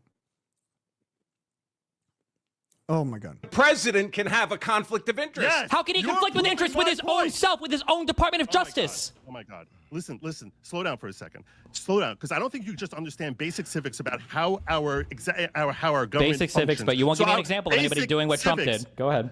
Every single president has directed their DOJ to focus on one area of law or another that they think is particularly important. Focus on one area of law? agenda. Excuse me, that's not what we're talking about. I mentioned that Trump specifically called for indictments for 2 specific individuals who are That's political fine. opponents, and he named the prosecutor that he wanted to lead the... So who else has done this? So who did this? Did Obama do this? Did Biden do this? Give me the example. Yes. Yes, they did, by the way. But also, again, he can call for an indictment all day. The indictment only manifests if the indictment is sufficiently sustainable under the law. Otherwise, it doesn't. That's a shitty thing. You don't want this to happen to you. Like, you don't want that. But the president can do it. Just because I don't want the president to single me out and call for my indictment doesn't mean that he can't, for example. Everybody does it. Who does it? Give me an example. First and foremost, Everyone. No, Obama did it far worse. Obama did it far worse. Give me an example. Who did he target? No, Obama did it far more in a nefarious way, because what he did is he actually weaponized all of his different executive agencies. No example. The IRS bullshit. He has no arguments. You have nothing for this. Can you at least concede you have no evidence of this? Just real quick, just housekeeping here. Gang. Destiny's like, oh, the IRS bullshit. The IRS is a federal law enforcement agency with weapons. The IRS is a weaponized law enforcement agency. What are we talking about? If you pull up the FBI's most wanted list, you will not find people accused of violence. You will find financial crimes. The FBI's most wanted list are people who have been investigated by the FEC, the FTC, the FCC, who have been the IRS. You know, these are the people who are the top list. The top FBI people are financial crimes. It's crazy. Like, Destiny does nothing about this. If you keep interrupting, we can't understand what they're trying to say. So I'm trying to make a point, and you just also say he's saying nothing. He's saying nothing. And then you can respond, I promise. Apparently, I'm saying so much nothing. Let him finish, please. Apparently, I'm saying so much nothing, you need to cut me off in the middle. The point is that he is, as the head of the executive, this is an executive agency. That is what the DOJ is. When you get Adam Schiff up there, and he's questioning Pam Bondi, saying, I'm afraid you're going to be Trump's man. It's for a woman. The point is, she's supposed to be. No, they're not. That's just not true. You're lying. You're lying. That's not true. This is Destiny's fucking insanely stupid here. Like, Look, I disagree with Destiny, and I know he's a libtard or whatever. Like, I get that. But, like, this is something I'm surprised he's this stupid on. Again, this is basic. Like, this is the most basic shit about the Department of Justice and its relation to the president. Let's see. Callus Morin Rex says Obama sicked the DOJ on Rod Blagojevich. Biden sicked the DOJ on Bob Menendez. These are interesting because both targets were also Democrats who did something to upset the tyrant in chief. Yeah, there you go. And also dozens to hundreds to thousands of other people that we will or won't know about. Merrick Garland was 100% Biden's man. That's exactly. Then why was a special prosecutor appointed to investigate Biden's documents? Because when you have because Merrick Garland was Biden's man. He can't do it. Biden didn't want to be investigated on the documents. So Merrick Garland had to appoint special counsel to do it because there's a conflict of interest. So he doesn't get it. You're only proving my point. That's why. No, because the point is that if the president was the unitary controller of the attorney general, the president would just tell the attorney general, don't investigate this. Do you see how easy that is? Do you see how stupid your theory is? Yes. Which is why you need a special prosecutor. Destiny, think for a second. If it was already an independent agency, there could not be a conflict of interest between the DOJ and the president. It's because the DOJ is an extension of the president that you need to have some internal affairs type of agency, which we call special counsel or special prosecutor, to go after someone who's in the president's orbit. That's why you Why wouldn't the president just tell them don't do that investigation? Why wouldn't the president say just don't? Why wouldn't the president say don't investigate that? I'm almost done. because of the fact that the DOJ is viewed as an extension of the president, when there's something around the president that might be illegal, that's why you need a third-party special prosecutor to come in. That's what you need. It's the proof that they're actually defaulting, that they are part of the executive agency, part of the will of the president. In fact, that's the only way we, the people, have any power over them is through the president directing them. That's how we actually have representation in who's being prosecuted. Now, go ahead with your question. Sure. So two things. So just real quick. So one, there's a difference between having a legal agenda and directing somebody to prosecute particular political opponents. You acknowledge that, right? Why? No. Why? Why would that be? Why is that different? Christopher Driscoll says Destiny is a student still stuck at addition and subtraction, trying to correct the math teacher on the quadratic equation, convinced division is just another subtraction. Yeah, he's so far out of depth here that it's embarrassing. I'm sorry, hold on, let me just restate that. I'm really excited because we're almost at the part where I haven't seen yet. And I'm not going to say it. If you want to make yourself sound that stupid, that's fine. You do not recognize a difference or a distinction between a president saying, I would like to focus more on this kind of crime, versus the president saying, these two opponents of mine, political opponents from two administrations. Destiny set up a false choice here, and it's really fucking irritating because that is not what is being discussed. It's when a president determines that a specific area of law needs enforcement or increased attention. It may actually be individuals or even implied individuals or known entities within certain things. Like when Trump is talking about increased border enforcement, which is a pretty obvious example. Increased border enforcement necessarily targets certain people who the government is well aware are involved in illegal border crossings and the trade and fallout that comes from it. When you're talking about immigration enforcement, you know the companies that hire the larger swaths of illegal immigrants and are bringing people over here. Like, we know where these people are. We know who they are. They may not say their names out loud in public, but the names are either implied and sometimes they are just overtly stated. This is crazy. Just go, I want you to prosecute them. If you say there's no distinction. Are there grounds for prosecution? You wouldn't know before until you do the investigation. Isn't that kind of part of what the DOJ does? Number one. Number two. Number two. No. Why do you keep laughing? You're not making a point. Investigative agency. The what, DOJ really? is What not does the FBI do? How does the DOJ get evidence for an indictment to go to a grand jury? It's a different agency. It's under the DOJ. It's literally a subsidiary of the DOJ. What are you talking about? Okay, stop. The question was, if this is so ordinary, if this is so commonplace, then just show me one other time it's happened. It should be really easy. If presidents do this all the time, what other president has directed his attorney general? Give me one example. Don't just say it happens all the time. Give me an example. Would you like war on an answer? drugs. War on drugs? That's not an answer. Are we just saying random words together? Stop. Brinka. Stop. Do you have an answer to his question? It's irrelevant whether it's ordinary, if it's within the president's authority. Exactly. And it is. He's allowed to do unordinary things. Why not just say that? And again, the president is the most extraordinary figure in the United States at the time that they are president. So they're imbued with powers that are extraordinary. The power of the executive. Destiny is what happens when Ben Shapiro turns into a lefty male feminist who shares nudes and also is retarded.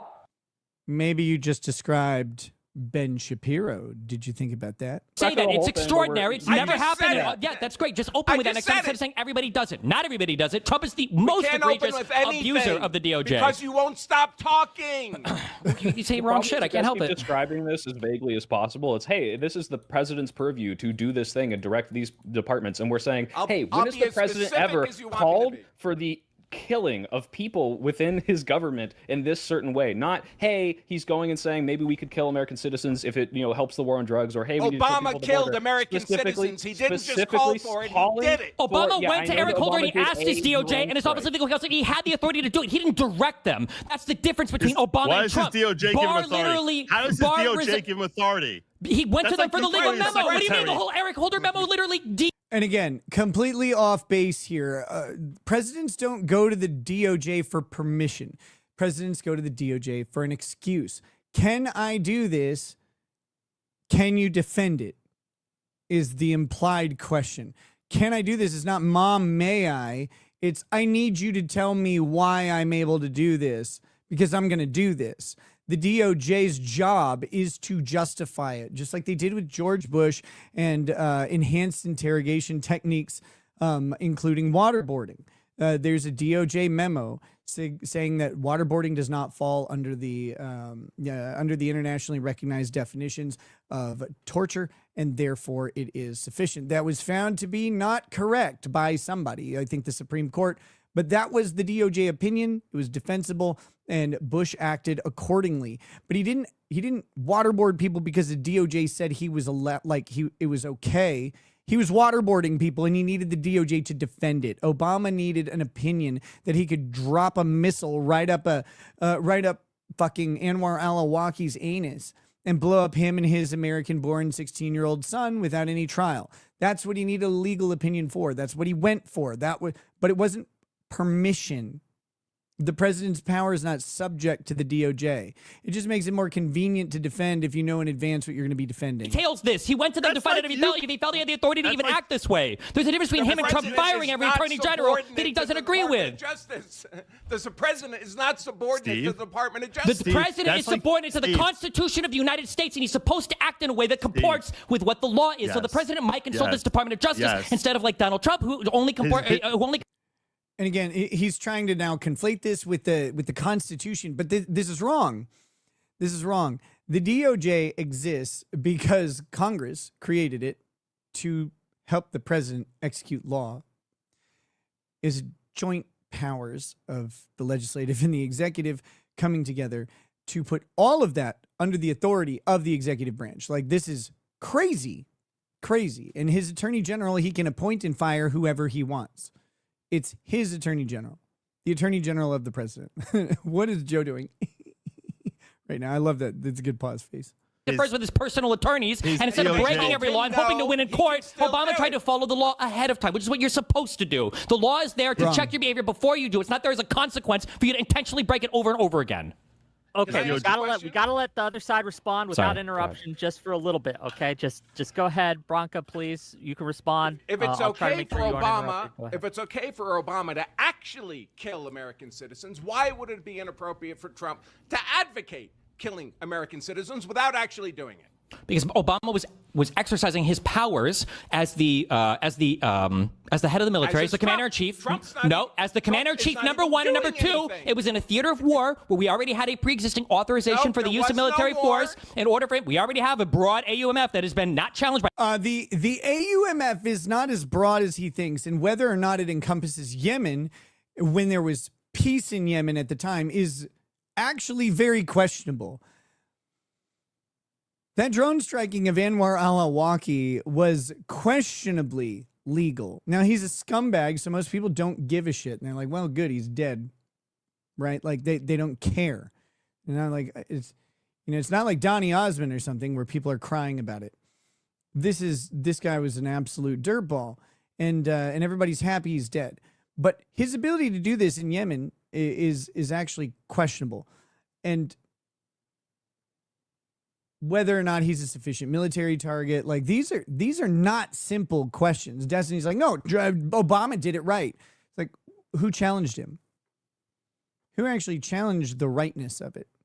Any prior president to operate in the Middle East. Now, unless I'm not aware of this, were any of the people that Donald Trump said should be tried for seditious conspiracy or whatever, were any of these people part of Al-Qaeda or some terrorist outfit that I'm just not aware of? No, you're missing this heavily, Destiny. Trump is accusing them of insubordinate sedition under the Uniform Code of Military Justice, which actually is in his purview as commander-in-chief. And I don't know if Branka or Joe are going to get into this, but it's under the powers he's claiming Obama was using on Anwar al-Awlaki, except it's more clearly under his authority here than it is there, because Mark Kelly voluntarily submitted to the authority of the UCMJ when he enlisted.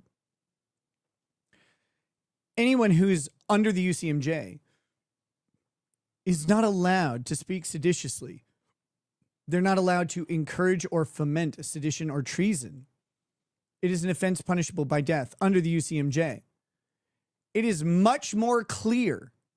It's actually a much clearer case of the execution of the president's authority as commander-in-chief of the military, in which there are former officers or former enlisted people who are committing seditious acts while still under that jurisdiction.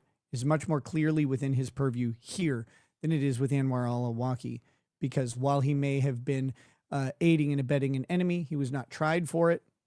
He was merely accused of it. Aiding and abetting a foreign enemy is a legal standard that needs to be proved out.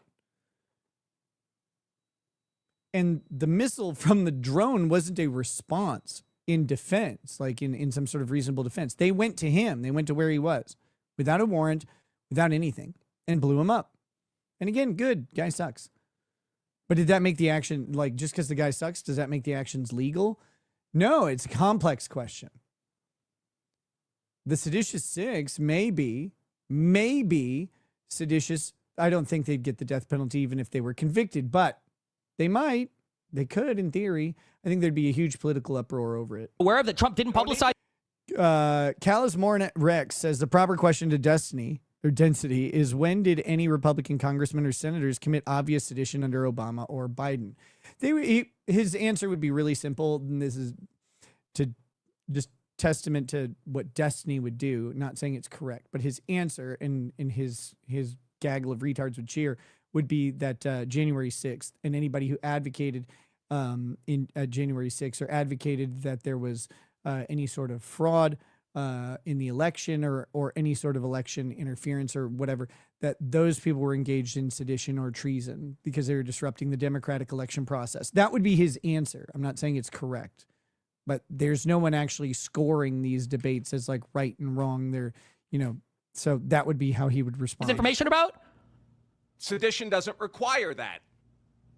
Oh, do we have any evidence of them committing sedition? Yes, we have a video. Yeah. Yes, a video, a billboard, like they specifically committing alleged sedition. Do we have any evidence? Yes, that's evidence of sedition. Now, will they be convicted of sedition? Is a different question, right? If you are by a body that is full of holes and you're holding a gun, there's evidence of you shooting someone. It may not be right. You may not be convicted. You may not be a murderer. There's any number of things that could come up that can prevent your conviction. But there's evidence right there that you have shot this person, like that you've done it. So is there evidence of sedition? Yeah, a fuckload of it. Video of them committing sedition. Oh, okay, wait. So just to be clear. Okay, so Donald Trump retweeting things saying that these people should be tried and executed. That in and of itself is totally fine. But a bunch of people going on video saying you shouldn't follow unlawful. The president still has a First Amendment right. The president still has a First Amendment right. Lawful orders, which is literally part of the military code. That's seditious behavior? Yes, it's sedition in the broader political context. It's literally not. It's sedition specifically under the UCMJ as well. And I've talked about this a little bit, but there's some people here who probably haven't seen the other talks about it. Orders within the chain of command are presumptively legal, even if they don't make sense. They're presumptively legal. So while the UCMJ does say that you have the ability to disobey an illegal order, and not just the ability, but the duty to disobey an illegal order, those are orders that come outside of the chain of command, maybe from a different, like an officer in a different branch of the military or something, trying to exert some sort of authority, or like obvious seditious orders. Right, like those would be pretty clear. Like a plot to kill your commanding officer, for example, like or your commanding officer's commanding officer. Anything that violates the chain of command is obviously illegal. Those are obviously unlawful orders. But even those are presumptively legal if they come within the chain of command. So you have this issue here where people are mistaking what the words are actually communicating. Under the UCMJ itself, all orders are presumptively legal so long as they come within the chain of command, which means that saying to disobey and the other thing, they're telling soldiers to disobey orders that don't yet exist. Orders have not been given to those people that they're being asked to disobey. They're not doing some sort of legal analysis. They're saying disobey these presumptively unlawful orders. That's sedition. Straight out the gate. That is. And again, will they be tried and convicted? Different question. whether or not like we're talking about evidence of sedition here. Yeah, tons of it. It's absolutely not. So you're completely destroyed on that. You've been mogged completely out of existence. What a stupid, how could you possibly? Don't you love people who claim like, ha, see, I'm so right. And Destiny's here like, you've been mogged out of existence. No, Branca completely destroyed him here. Think that these people committed seditious conspiracy, but Donald Trump, who's literally retweeting people saying they should be. So now in the future, just to be clear, anytime I say somebody should be killed, I should just say first, oh, he should be tried for a crime and killed first. And then we're safe. It's a genius. You can say someone should be tried for a crime and killed. I've got a big giant list of people who should be tried for a crime and killed. You can say it all day, and it has nothing to do with whether or not they will be tried and or killed. The president cannot make the trial occur. He cannot make the trial convict, and he cannot make the sentence death. He doesn't have that authority. He can want it. He can say it. He has a First Amendment right. Oh my God. Destiny. Stop, please. I want to hear the argument. So the argument about the sedition. Why is it sedition? Why is them going? Dave Electric says they are not military, so they are not subject to morale rules. They're civilians using First Amendment rights. Mark Kelly is still under the UCMJ's authority. As for the other seditious six, I don't know, but Mark Kelly is under the UCMJ's authority. That's why that statement from the Department of War on Twitter was so like harrowing and ominous, because like, oh yeah, no, you're still under this thing. You agreed to be under this thing and you're still under it. You abridge your own First Amendment rights when you enlist, insofar as you cannot be insubordinate and you cannot be seditious. Regular citizens can say seditious things. They can do that. That is First Amendment protected. You can speak badly about America. You can a citizen, just a regular civilian or whatever, who is not a military member or a former military member still subject to the UCMJ's jurisdiction. They can exercise their First Amendment rights and say whatever they want. But if you're under the jurisdiction of the UCMJ, you can't. On to making an ad saying you should disobey unlawful orders. How is that sedition? Can you make the argument? It's literally the definition of it. That would not be seditious. It's seditious in the It's not just that. It's the context. Wait. It's the would not be. Disobey law to Sorry. Maybe I didn't listen to the soy voice enough. Destiny. Stop, please. I want to hear the argument. So the argument about the sedition. Why is it sedition? Why is them going on to and making an ad saying you should disobey unlawful orders? How is that sedition? Can you make that? It's sedition if you're subject to the UCMJ and your intent is to get people to disobey a lawful order, to disobey an order. You can call it unlawful. That doesn't make it unlawful. That ad is, again, I don't know what context they're going to talk about, but in the context of orders that do not exist and are presumptively lawful, you're telling people to disobey lawful orders. Just because you say it's unlawful doesn't make it unlawful. That would not be seditious. It's seditious in the It's not just that. It's the context. It's the context in which they're saying that, and it's simultaneously they're saying, by the way, everything Trump's doing is unlawful. They're saying Did they say that in that video? They said that in that video? Emotional Support Chat says, what is considered a lawful order is decided by direct chain of command. Disobeying an order will be decided lawful or unlawful via courts martial. There you go. It doesn't have to. We understand you're under intense pressure. Okay, so when these people put out a thing, you have to read between the lines and imply what they're saying. No, you don't have to imply what you're saying. Remember what I said. Liberals need to act moral and above board on everything, but Donald Trump is only constrained by the outer perimeter of our delusional interpretation of law. The president, I can't believe I have to say this. The president telling his military as commander-in-chief to follow his lawful orders and to say that it is further insubordinate, even seditious, to suggest that those lawful orders should not be followed is morally correct. It is morally correct for the president to say that and to do that. It is morally right because it is the right behavior within the system of governance or ethics that applies. And in this case, that's the UCMJ and the Constitution and the president's power as commander-in-chief. Period. That's it. Him saying this is the morally correct thing to do. Law. Amazing. No. When they go out there, and weeks earlier, Slotkin is going out there saying he's issuing illegal orders, and then she comes out here. Okay. So you're only making. Did she say every single thing he does is legal? Soy pill. What you're doing is you're arguing against yourself. You don't even realize. Andrew, you don't even realize when you make a point against yourself. Lower as you go. I don't know if you're turning it down, but it was good for a minute, and then it's gone lower. Soy pill, you're actually arguing against yourself, because when you have these senators and these congressmen and women who go out there and say he's issuing illegal orders, and then they say if an illegal order is issued, you're honor bound on the Constitution to disobey it. The ad said specifically, like, don't if you signed up to be such and such in the military and then you got orders to be something different, that's an unlawful order and you don't have to do it. Wrong. That is incorrect. That's not an unlawful order. TMF Squid says, with the unlawful order video and other politicians coincidentally claiming Trump is issuing illegal orders, Destiny can't understand how those combined acts are sedition because he's never served. And also just isn't reading.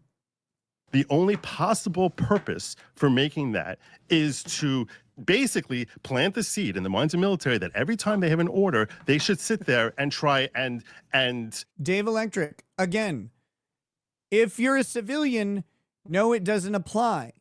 The people involved, at least Mark Kelly, are under the jurisdiction of the Uniform Code of Military Justice voluntarily.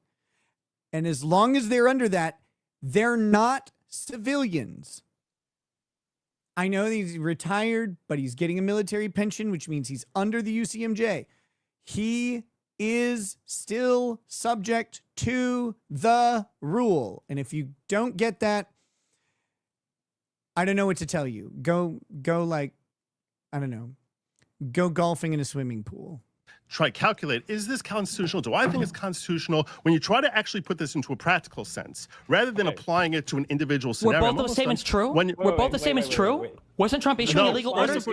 No, he wasn't. Oh, no, he wasn't. So when it was reported to murder the people in the Venezuelan boats, even when they blew the boats up, that's not an illegal order? It's not murder. That's not an illegal order. What is it then? For a country that we're not at war with, what would you consider that? Wait. It's a lawful killing. How is it a lawful killing? What is the law? Self-defense lawyer, you said? What is? Are we serious here? Are we serious? Hitting the Venezuelan boats, if they pose a national security risk to the country, the Coast Guard is also under the purview of the United States.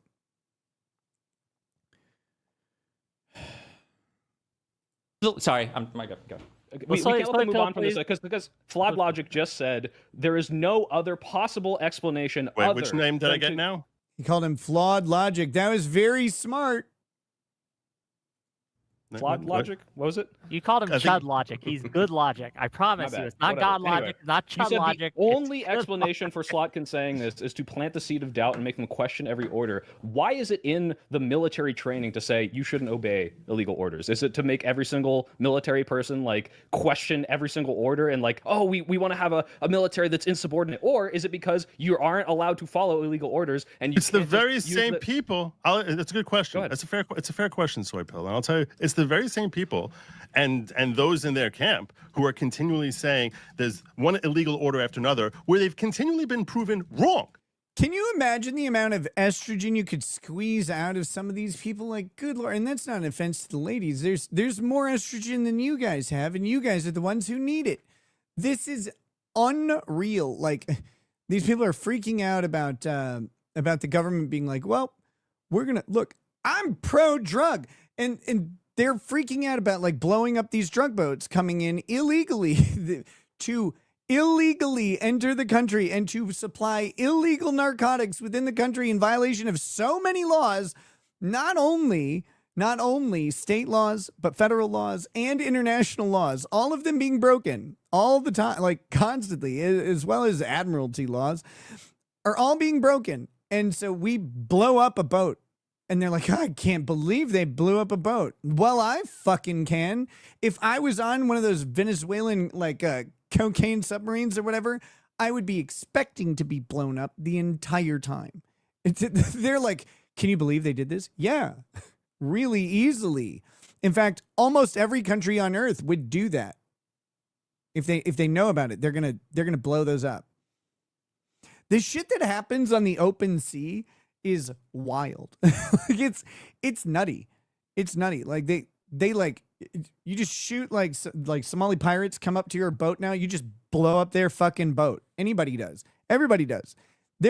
You can go and hire a company to take you out into waters where Somali pirates are likely to attack the boat just so you can kill them. You can go on a murder tour. There's a time and a place to challenge the lawfulness of an order. The problem is no one wants to be the named plaintiff whose everything is on the line to make that stand. Look at how that went with people taking a moral stand with the jabs. The scale on lawful orders from jabs to I was just following the orders and making the micropenicus noseus maximumus takes a showa. That was a lot of micropene there. That was very Latin. Very Latin. I liked it. Thank you. We got another one here. Sedition is inciting civil disorder and or uprising against lawful authority, often from within the government or military. Congressmen, mayors, governors, or even police chiefs are subject to the law. Straight facts, white bread ass lawyer. Thank you.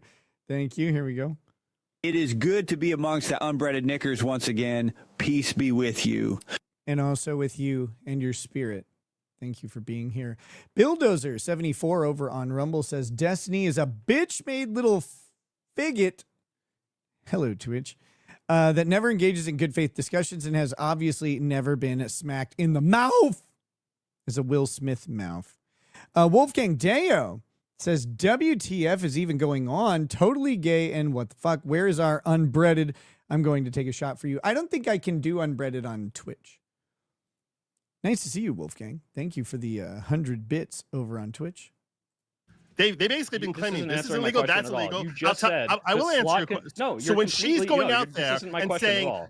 no, because in the military, when they're being trained, they're not being trained, hey, you're going to be getting a whole bunch of illegal orders. So make sure that you've only followed constitutional orders. They don't get that in their training. They don't get that warm up. When you're getting as a follow up, as a follow through to, there's all sorts of unconstitutional orders. And hey, by the way, military, when you get a constitutional order, you better make sure you don't follow it. And there's also even a veiled threat in there. The veiled threat is that when we come back into power, if we decide to again the unlawful order thing in the UCMJ is about orders outside the chain of command.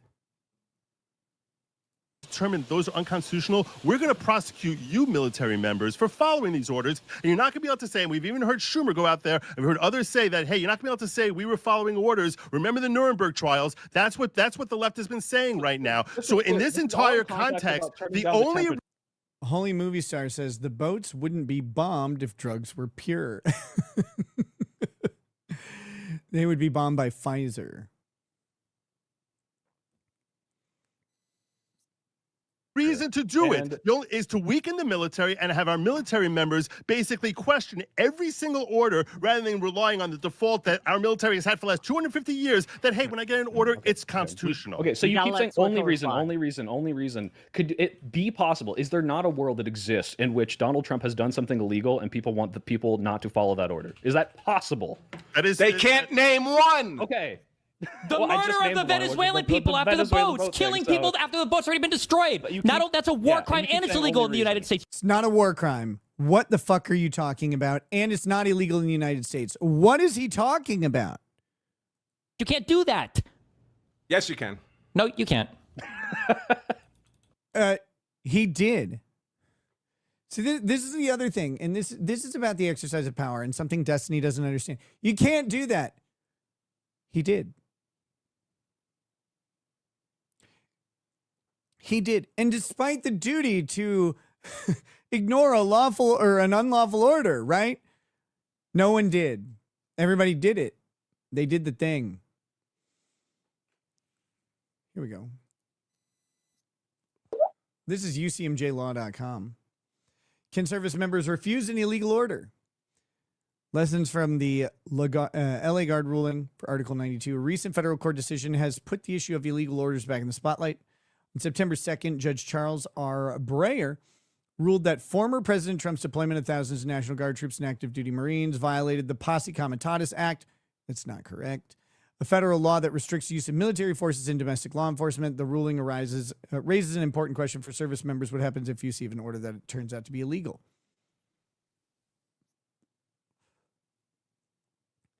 Under the UCMJ Article 92, service members must obey lawful orders. Failure to obey a lawful order can lead to serious punishment, including court-martial. There's a key qualifier. The order must be lawful. If an order is manifestly illegal, service members may not only may refuse it, they have a duty to do so. Obeying an illegal order can expose a service member to criminal liability. When is an order manifestly illegal? Not every questionable order counts. Courts have held that for an order to be manifestly illegal, its unlawfulness must be clear and obvious. Classic examples. Orders to target civilians, orders to falsify official documents, orders to commit crimes such as theft or assault. Most operational or deployment orders, even if later challenged in court, are not obviously illegal in the moment.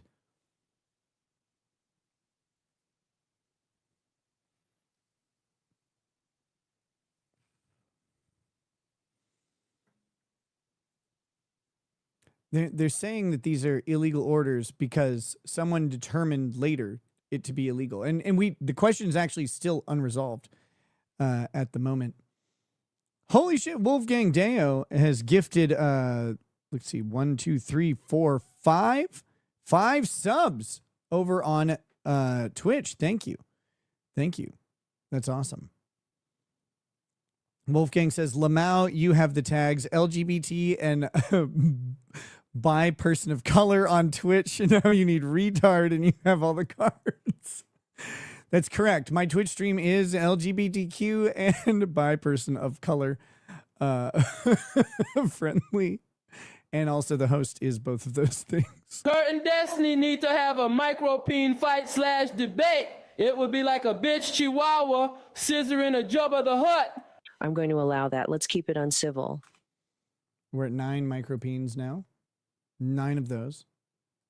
I am angry that I have to listen to these soy boys touching their micropenes while they get schooled and now have to also deal with sensitive nipples from all the estrogen being spurged.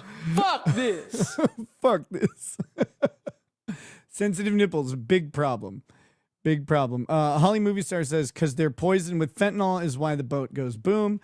And Dreidel says, Iacus Canticus Brevicus. Damn it. Iacus Canticus Brevicus. Thank you. Thank you for that. Very, very offensive, which I love, of course. No. Great arguments. Yes, you can. So wait, no, wait. So you okay, think? Well, wait, hold on. I can appeal to the Rome Statute. I know we're not party to the ICC. I can appeal to international customary humanitarian law. You're not allowed to kill people that are no longer enemy combatants. Like what for military law, you're not allowed to kill people that have already surrendered. White flag laws and all of these things are part of our military code of conduct. So what are you citing? What do you think that you're allowed to kill people who aren't able to participate in combat anymore? Judge Manny asks if the Twitch memberships count. I guess we'll go ahead and do that. Yeah, Twitch memberships. We'll update it to 16. Thanks. Good point. Good point. There we go. We're at 16 members for the stream across all platforms. Thank you for that. What are you citing to? What do you think? Surrendered. What? They weren't surrendered. How do you even know they were shooting at them from drones? Okay, just if you're shooting at them from a drone, they didn't surrender. There was no one to accept surrender. What are we talking about? He's like, how do you know? How do you know? Micropenes at 11. Oh, my bad. Thank you for the correction there. How do you know they weren't surrendering? Because they didn't. The missile hit them. Decimal Threat says the seditious 6 didn't even condemn the boat attacks. They were all asked in interviews what orders were illegal, and they said none were. Right, because they're telling them to ignore the illegal orders they know are coming. They weren't surrendered. They weren't taken into custody. And the reason that they don't have an order that they're going to say is illegal is because of what we were just reading from Article 92. It has to be manifestly obvious, or manifestly illegal. It has to be so like open and notoriously illegal that it is clear that it's illegal. Rape that woman. There you go. That's illegal. That's an illegal order. Don't follow it. Before we go on, that taken into custody is not the same as surrendered. Hold on, stop, please. In the DoD's Law of War Manual, and this was updated in July 2023, and I'm going to just read from this directly. This can, like... I'm going to read from this. What is this guy? Give some context to the audience. Under Section 5.9, persons placed hors de combat. Persons, including combatants, placed hors de combat may not be made the object of attack. Persons placed hors de combat include the following categories of persons, provided they abstain from any hostile act and do not attempt to escape. 1. Persons in the power of an adverse party. 2. Persons not yet in custody who have surrendered. 3. Persons who have been rendered unconscious or otherwise incapacitated by wounds, sickness, or shipwreck. And 4. Persons parachuting from aircraft in distress. So, okay, so none of those apply to the Venezuelan boats. Not a single one of them. Emotional Support Chat says, how do we know they were surrendering? Should troops assume a fighting position is surrendering because they stopped shooting? Great way to get got. Yeah, it doesn't matter. They weren't surrendering. What is this? Just making shit up. Oh, they were surrendering, though. TMF Squid says, what these gays don't understand is when service members get the classes on the UCMJ, when the subject of unlawful orders come up, they break it down Barney style on what that means. Yeah. If the Washington Post report is correct, Andrew, could you give us the legal reasoning that, in your opinion, in your argument, why those shipwrecked narco guys were a legal target? Well, they weren't shipwrecked. They were blown up. What do you think shipwrecked means? No, you have to be priorly shipwrecked. What are we talking about? Good God. And we got a hype chest. There we go. We got a batter up emote, I guess, in the hype chest over on Twitch. Thank you, Wolfgang Deo. Single-handedly running that hype chain. Shipwrecked means a ship wrecks on a reef. No, that's not what it means. It means your ship has been rendered incapacitated. It could have been because it got wrecked, or it could have been it got... No, you're incapacitated by shipwreck. Those are different things. That's a completely different thing than what Destiny is wrong here. A shipwreck is a pre-existing condition that causes incapacitation. When you incapacitate a ship with a missile, it is not shipwrecked. Up. The reality is that the people on the ship, even if they were enemy combatants, of which we have no proof of, by the way, even if they were... They don't have to be enemy combatants.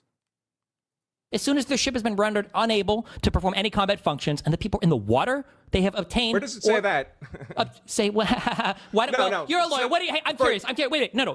Inform us. You're a lawyer. When there are words that appear legally... Destiny is adding a bunch of words, and Andrew's like, where does it say that? And there are statutes. How would you figure out what it actually means? What would you do? What would you look up? Are you allowed to shoot enemy soldiers who are running away? Yes. Okay. So why is this any different? Because they're shipwrecked. They don't have the opportunity. They're not running away. They're in water. They're shipwrecked. What about soldiers who are running away? They're not attacking you at the moment. Because soldiers that are running away are still considered part of combat. Fleeing is a military operation. Right. Why would these people in the boats get the benefit of the law of warfare where they're not engaged in any recognized military force or warfare? Because when you're not a savage, that's how you conduct yourself as a first world country. No, you don't. What are you talking about? Applying the rule of warfare and enemy combatants to non-combatants is not how you conduct yourself when you're not a savage. Holy shit. What are you talking about? That's a really stupid argument. Random unbreaded commenter says another reason to miss Vice's maritime experience needed. especially as a country that says that we don't exist under the Rome Statute because we're not signatories to the ICC. We have our own military courts that are supposed to hold our own behavior accountable. That's why stuff like Abu Ghraib and that's why stuff like Gitmo is not always on the up and up. And some of it we went after. So the answer is there is international customary humanitarian law where all of us agree that there are certain rules. You can't torture people. You can't rape people. Let me know when you you're can't done. capture people. Well, I'm informing you since you apparently don't know anything about international law. You're not Murdering answering the people, question. Just let me know when you're done. The question specifically is you can't murder people that are just swing. For people to have the protection of the law of war, they have to qualify for the protection of the law of war. Yes. These are regular combatants engaged in chemical warfare against the United States. Don't qualify for the law. Number one, even if what you just said was... Oh, my God. Branca is trying to teach him, and he is unteachable. That shit ain't gray in his beard. It's Destiny and Soy Boy dripping spooky off their balls because the moderator has sensitive teeth and shit. This is a hate crime. Ban Boosh from making super tips. No. Destiny's going to get some poor fool soldier court-martialed. Only through some sort of sexual act. AV to the 7th says, agreed, RIP Vices, we need the OG. What's up, AV? How you doing? I hope you're well. And we should talk soon. I miss you. I also miss Jeff, of course. RIP. This is one of the most infuriating, like this discussion is maddening. As every Destiny discussion is, really. True, they do qualify. Number two, you have no evidence of any of those claims. An enemy combatant that is shipwrecked qualifies for prisoner of war status. Where what? They're not in uniform. They're not. They don't have to be in uniform. Military force. Okay. Doesn't matter. I know it's hurt. They do. There are rules. There are rules because you don't want to treat civilians as enemy combatants. There are rules of where it applies, where the rule of war, the law of war, as he's talking about, applies. Geneva is not this like small document that is like, oh, by the way, don't be mean to people. It's a big, complicated document with a bunch of qualifications. Yeah, I know. It's okay. Your daddy Trump just commits war crimes or Hexeth, whatever you're going to say. I know it hurts, but... You guys, gang, I love the energy. I love the passion. It's really great content. They're not war we gotta crimes. let Andrew finish his point. Please, Andrew, go ahead. No, I'll let Destiny go. I just do want to say, however, that I guess I misunderstood what the nature of the format would be here. I'm unlikely to stay for 2 hours to get yelled at by Destiny. That's not a good use of my time. So if we could maybe have questions and answers and people have an opportunity to exchange views and positions, we don't have to agree, but we can inform the audience that way.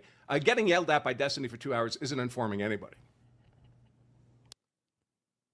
And that is where Andrew Branca just completely big-timed Destiny.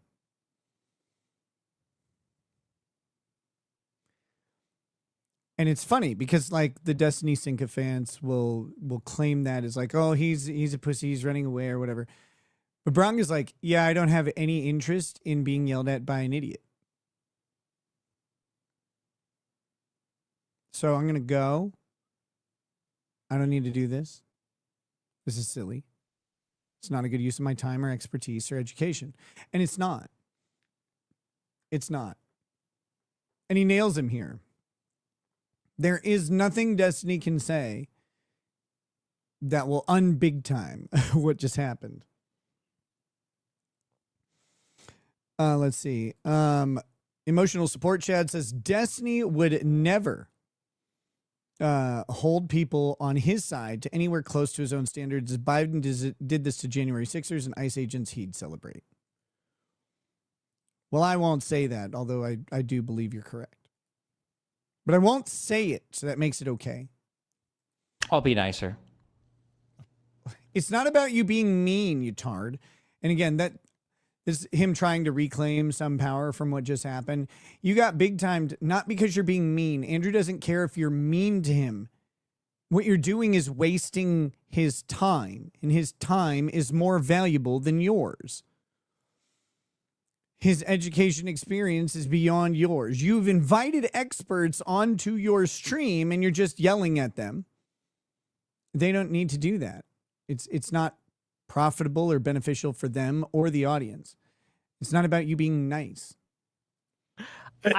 We probably get more. We'll probably get further if you actually let people like respond, and rather than just trying to cut them down before they finish, you actually just let them respond. It would be nice if they were responsive to my questions. That'd be nice. We'd probably get somewhere faster. We got it. Okay. Not liking the response doesn't mean someone isn't making is it. not being responsive. I'll tell you. You tell me how it fails to respond, and I'll tell you how it is. Andrew could do the same. Also, but I do agree. What was the question for the debate? Because we seem to have wandered somewhat far afield. I'm trying to rein it back in. Right. We're going to be talking about the shooting of the National Guard member. People always they want to talk to lawyers or they want to debate lawyers, but they don't like how lawyers respond to them because lawyers respond thoroughly. Lawyers respond with nuance. They respond with challenges. They may respond by saying, you know what, it depends on the situation, or I don't really know. No one really knows. The answer isn't clear. They don't like that. They want it to be rapid fire, easy, succinct, brief answers. But that's not a lawyer's job. You're asking for something else. You're asking for, someone who's shaped differently to do what you're wanting.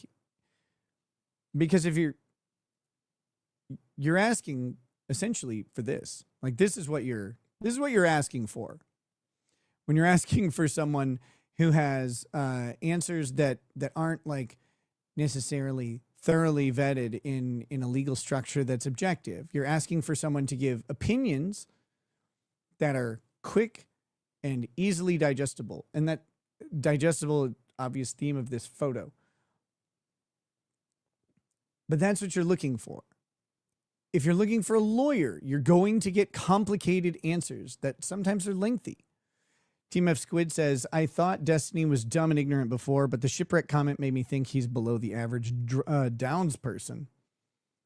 Yeah, I would think so.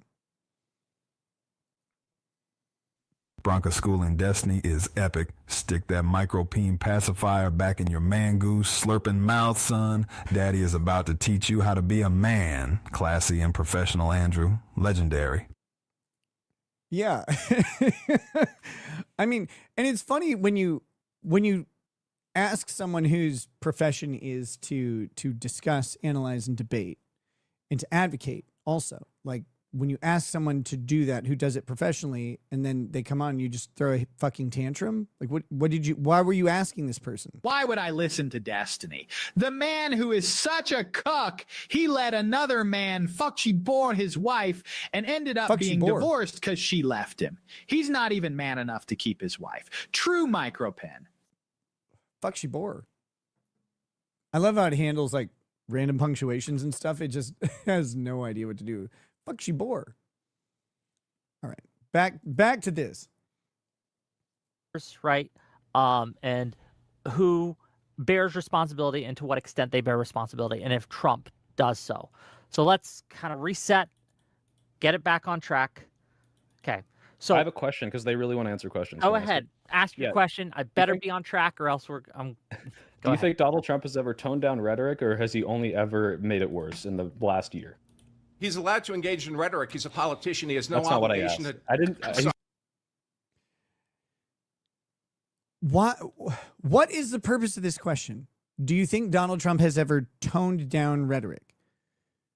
One, that's a subjective question. The answer is irrelevant and utterly useless because there isn't a toned up rhetoric objective standard that this can be measured against. So do you think Donald Trump has toned down rhetoric is a subjective question, a subjective assessment of Donald Trump's rhetoric. What does this have to do with anything? Who cares what Bronca thinks about Donald Trump's rhetoric? Or what you think, or what Joe thinks, or what anybody on this panel thinks, or what I think. Well, everybody should care what I think, but everybody else, who fucking gives a shit? He's asking if he has. Wait, I asked if he has. I thought you were here to answer my questions, not say whether or not it was okay what Trump did.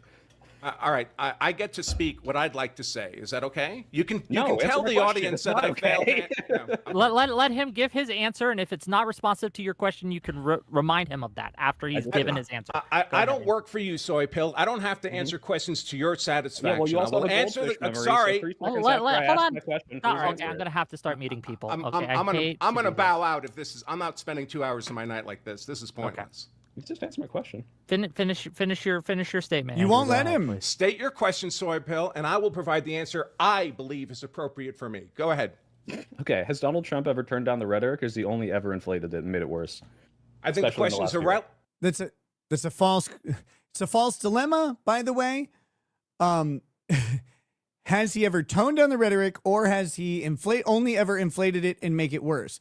It's a false dilemma because it's a binary choice that doesn't require doesn't actually have binary options. It has a huge spectrum of options. It's non-binary. It's pan options. And again, it's subjective. So this is pointless. Okay, the question's irrelevant because Donald Trump has no obligation to turn down the rhetoric. Cool. He's so you're not going to answer my politician. question. So you can stop talking now. You can bow out now if All you're right, not going to respond to anything I say. I'm out. I've muted him. All right, bye. See ya, dude. You're useless, dude. I muted. I guess. Remember at the start I said this is what all Republicans do. Is Trump is just. This is what all Republicans do. I've never bowed out of a debate, and I don't argue that way. The sweeping generalization, like these two are engaged in numerous logical fallacies that are obvious and again, pointless. Like, are you trying to foment discussion? Are you trying to get answers? Are you trying to educate and advocate? Like, are you trying to do that? Because if you are, this is not the way you do. Given the outer perimeter of what he's legally allowed to do, but then on the other end, by the way, those politicians. That's not the outer perimeter of what he's legally allowed to do. That's the very core of what the president is the manifest representation of the political will of the people of the United States. He's manifest because he is elected president and then empowered and authorized to be the public representative to the public, to the Congress, and to the world. That's his job. Rhetoric being toned up or down is completely within his purview for his purposes. Period. Because he is us. He is our penis being shoved into the world's vagina. Like, that is the entire point of the president of the United States. And so Andrew's trying to explain it doesn't matter if he's toned it up or down or not. What Soy Pill is trying to do is trying to get him to accept an irrelevant premise. If he accepts the irrelevant premise, no, he hasn't toned rhetoric down. He's only turned it up. Oh, well, do you think that, like, that's bad? Blah, blah, blah, blah, blah, which is not objective. It's subjective, of course, to your opinion of the president, your opinion of how he should act or what his propriety is. But then the other thing is if you deny, if you say, no, he has toned it down, they'll be like, where? Oh, where? Give us an example. Where? And be like, you could even give an example. They will say that doesn't tone it down. Destiny is more stupid than Bush, and Bush is a self-professed retard who can't cogently simplify why 3 tablespoons of bicarb is better than 2 in a 4-gallon pot of water and vinegar mix. Bish, I don't know what the fuck you just said, but Bush can cook for me. I'm in prison, by the way. Micropene. Yeah, I think lots of meals would be better than your prison meals, probably, Ronnie. Were allowed to make that video, right? Well, hold on. I think they actually. I think they probably broke the law. Actually. You're unfucking believable. You're a disgusting, like a subhuman. I can't believe that. Hold on. What just happened? Because I missed this. I muted. I guess. Remember at the start I said this is what all Republicans do. Is Trump is just given the outer perimeter of what he's legally allowed to do, but then on the other end, by the way, those politicians were allowed to make that video, right? Well, hold on. I think they actually. I think they probably broke the law. Actually. You're unfucking believable. You're a disgusting, like a subhuman. I can't believe that you guys, the free speech guys, would say stuff like this. It's unbelievable to me. Why? So here they are. Like, again, you're not answering the question. Joe answers the question. He's ready to give his legal opinion. Whether he's right or wrong, he's ready to give it. And they're like, you're disgusting subhumanist. This isn't a debate. This isn't a debate. Joe is a trooper here, and he proceeds to be, we're not going to watch all of this, but he proceeds to be a punching bag for an hour and a half after this. Fucking crazy. This is your debate. Just real quick, Destiny, please. Why did they break the law? Give us that argument, please. When they're under 18 U.S.C. 2387. That they're trying to demoralize and discourage the military from actually following their commanding officers. That's what they're trying to do. That's what their objective is. You know it also. You can pretend that you don't know that that's what their objective is. Their objective is that every time an order comes down, which the left may question, that they have to sit there and think to themselves, is this something that I can get in trouble for down the road? That's what their objective is. Why else are they making the video? You have no answer to that, because that's the only possible motivation. The possibility. What is the other option for making the video other than doing what the video is asking? The video is asking them to defy these quote unquote unlawful orders while saying the orders are unlawful. So what are they trying to get them to do? Question the chain of command and question the order. That's not how you run a military. You may not like it, then don't join the fucking military. Wolfgang Deos with 100 bits over on Twitch says, is Trump still calling for the liberation of Michigan and other places from COVID authoritarianism? Rhetoric toned down. There you go. But they would say that, like that happened under Biden, blah, blah, blah, blah, blah, et cetera, et cetera. Again, there will always be something, because the questions that they're asking are not central to the question of the debate. They are red herrings. They're a place where they're setting up an argument. It's effectively either a straw man or a steel man that they're setting up in all of these things. They did nothing to do with the argument itself. They're trying to establish that one person is bad or another person is bad. They're morally wrong. Therefore, the argument needs to go in Destiny's favor, who is morally right. But that doesn't actually work. It's good for an audience. It's not good for a debate. Part of the plan to overthrow the government was for Trump to overreact to the Saticus 6. They will claim speech and debate clause. A micropean judge will rule in their favor. They won't get a micropean judge. That's the thing. The ones who are under the UCMJ don't get a judge. You don't get a civilian judge on this. You go to a military brig and a court martial with a military tribunal. Is they don't want, could it be, this might be a stretch, okay, maybe they just don't want them to follow unlawful orders? Right. Okay. But then you wouldn't put it under the context of. They already know that. They receive training on the UCMJ and the not following unlawful orders. They already know. You don't need to put it in an ad to tell them, for one thing. And for two, can't, unless you are showing the unlawful order, you're asking them to presume an order is unlawful. Literally days after Alyssa Slotkin goes out there, says that Trump is issuing illegal orders. Well, wait. Wasn't Trump issuing illegal orders? Didn't that happen? No, he wasn't. So the murdering of the people believes he did something illegal. See, now you want to go into the whole murdering that happened after the video was made, right? How about we can talk about stealing the National Guard from the governors when Trump is... That order to blow up the boat is not manifestly unlawful. What are we talking about? It's like, that was illegal. We don't even... The question of its legality is a long process. They're just saying it's illegal. These are not citizens of the United States. The military being ordered to attack non-citizens of the United States is not manifestly illegal. Charitard says, I don't like that Bronca left Joe outnumbered here. Well, I mean, I think Bronco would probably say, well, too bad. Joe should have left too. Joe made his own choice to stay. That's fine. But Bronco's not going to sit. Like, what is the point of being there? And this is a question for Joe. What's the point of being there at this point? Like, why are you still here? These guys aren't arguing in good faith. There's no debate happening. Using the National Guard or redeploying them to states without the governor's consent. That actually so far when it was bouncing around the Ninth Circuit, it actually held up pretty well. See what ends up happening when these things go for the court. This is another problem with just saying. By saying it was unlawful because a district court held it to be unlawful. These are really complicated questions, especially presidential power. And district courts are often wrong and overturned, and then they may be validated later by a Supreme Court. These questions aren't so obvious. And again, that's the whole thing with disobeying an unlawful order. So these guys are trying to conflate unlawful orders with these possibly unlawful orders, But they're not, and again, they're not unlawful. They may exceed the president's authority, they may whatever, but they're not unlawful just because they exceed the president's authority later.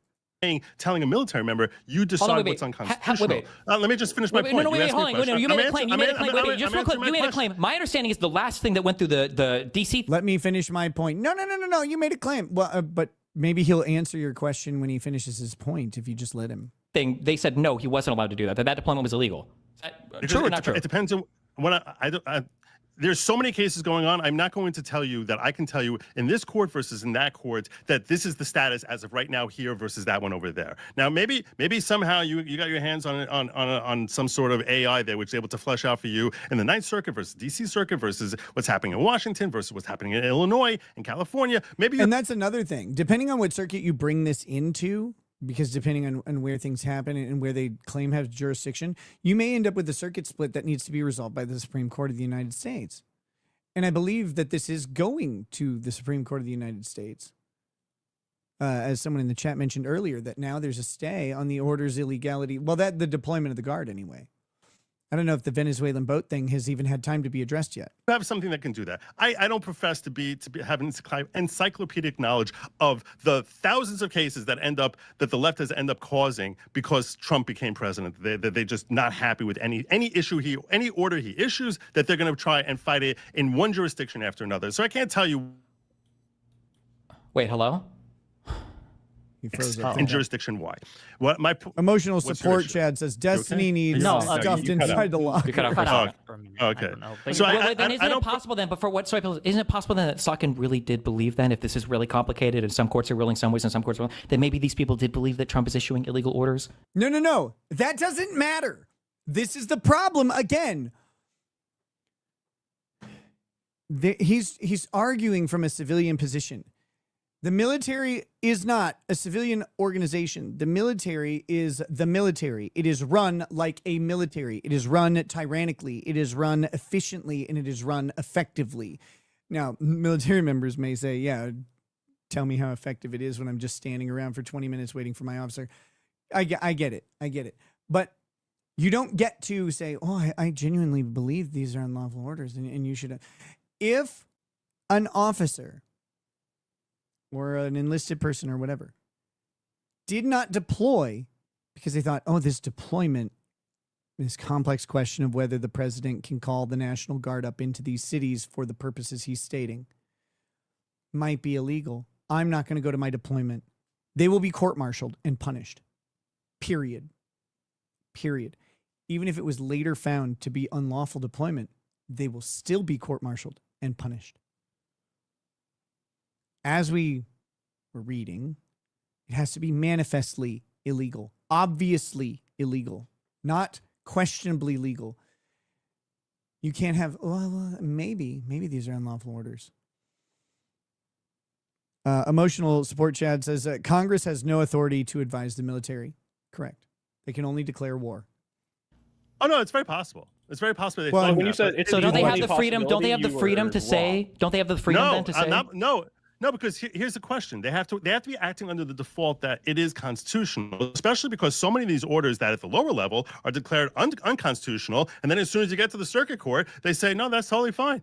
So now how is it that if judges who are proficient in the law and understand the law are sitting here arguing about what's constitutional and what's not, how can it possibly be healthy or natural or normal for any typical military member sit there trying to figure out what the ultimate determination of law will be on this particular action that he has yet to take? Well, they already have that. They already have that burden. Wait, you asked a question. Do you understand they already have that burden, right? They're already supposed to do that. That burden is something is so obviously egregiously beyond what the Constitution allows. Yeah, like killing people in the middle of the ocean outside a country. Killing non-American citizens in the middle of the ocean is not actually covered by the Constitution. It's not obviously illegal.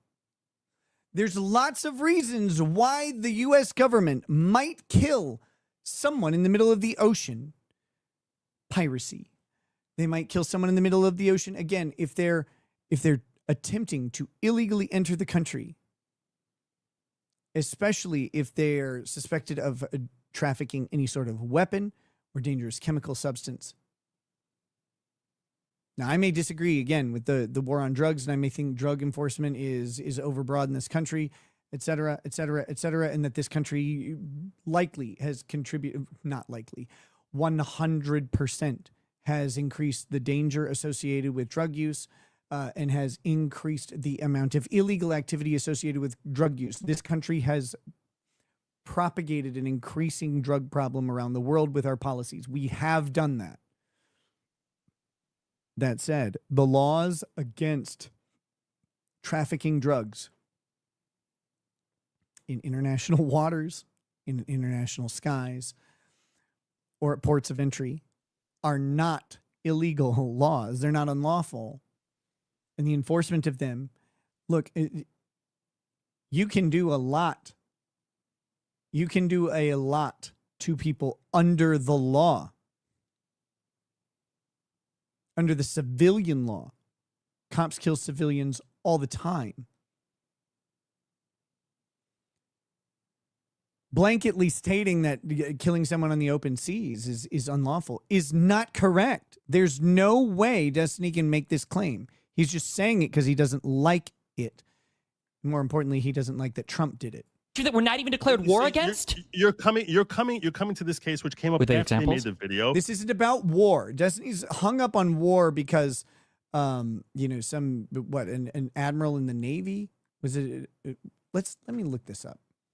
Let's get the details of it's Venezuelan airstrike, right?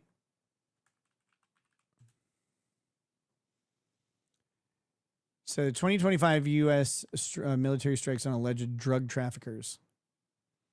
This is on Wikipedia, so here we go.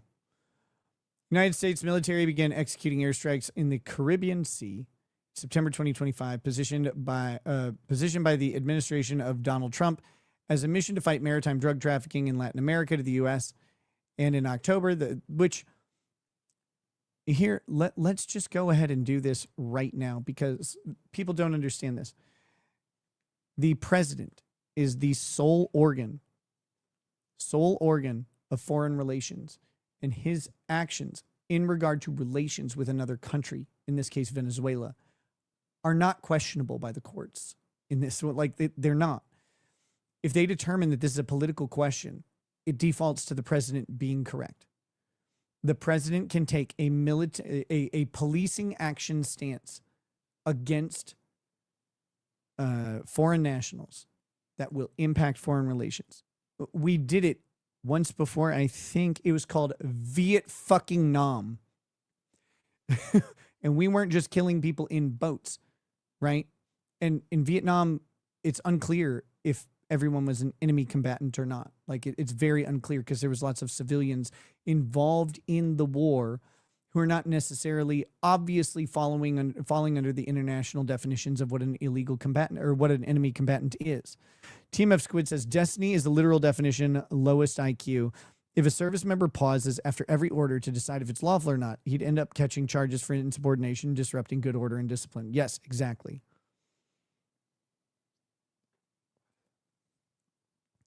So here we go. So this is what I'm more interested in. The U.S. began deploying Navy warships and personnel to the Caribbean in mid-August. Donald Trump announced on 2 September, 2 Corinthians, 2 September, same thing, 2025, that the U.S. Navy had carried out the first airstrike in the Caribbean on a boat from Venezuela, killing all 11 people on the vessel. He released a video of the incident, which Venezuelan sources said had occurred on 1st of September. The next day, Pete Hegseth, the U.S. Secretary of Defense, said military operations against drug cartels in Venezuela would continue, and Marco Rubio, the U.S. Secretary of State, suggested that similar strikes could follow. As of 16 November 2025, at least 83 people have been killed in 21 strikes on 22 vessels. None of that is unlawful on its face. None of that is likely unlawful at all. We have a conflict with a foreign nation that the president is using his military powers to take on. The president is allowed to use limited policing powers for a period of time until Congress is required to either declare war or authorize further action. Although the president can extend that period of time as he deems necessary as commander-in-chief, as the guarantor of America's national security, and as a sole organ of foreign relations. There's nothing about this that says the president can't do it. It's all within his powers under Article 2. This is crazy. The strikes come amid heightened tensions between the U.S. and Venezuela. Venezuelan opposition figures, Trump administration sources, and independent political analysts have suggested that the U.S.'s true motive is regime change. Again, the U.S. president is the sole organ of foreign relations. He's the guy. And if he wants regime change in another country, he actually can try for it. We can impeach him and remove him if we don't like it. Emotional Support Chat says, we've never been at war with Somalia, Libya, Iran, Grenada, or Panama either. By his definition, Captain Phillips should never have been rescued. We haven't been at war with Iraq or Kuwait or any Arabic country either. There's been no declaration of war since Korea.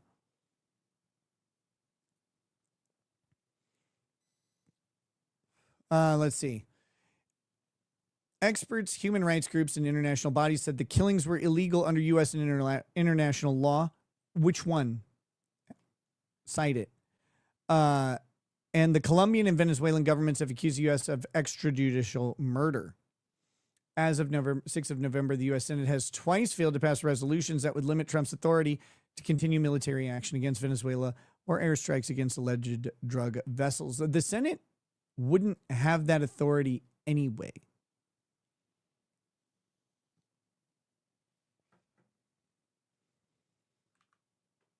The Senate doesn't have that authority to stop the president's police powers anyway. They can defund. The House could, write a bill that defunds the military actions of the president. And and I'll tell you right now, I haven't researched the law because I didn't think that when we're talking about whether or not shooting the National Guard is Trump's fault is going to somehow lead itself to a conversation about shooting down a boat in the Pacific. So I didn't look that up. And I'm not going to speak without knowing what the law is in that particular circumstance. Okay, because we can talk about something that Trump did that's relevant, like how the most recent case from Cobb says that what he did in deploying the National Guard was illegal. Do you think that they should ignore those? Here's the annoying thing. These guys are Googling shit during this debate right now and talking about stuff that they don't understand.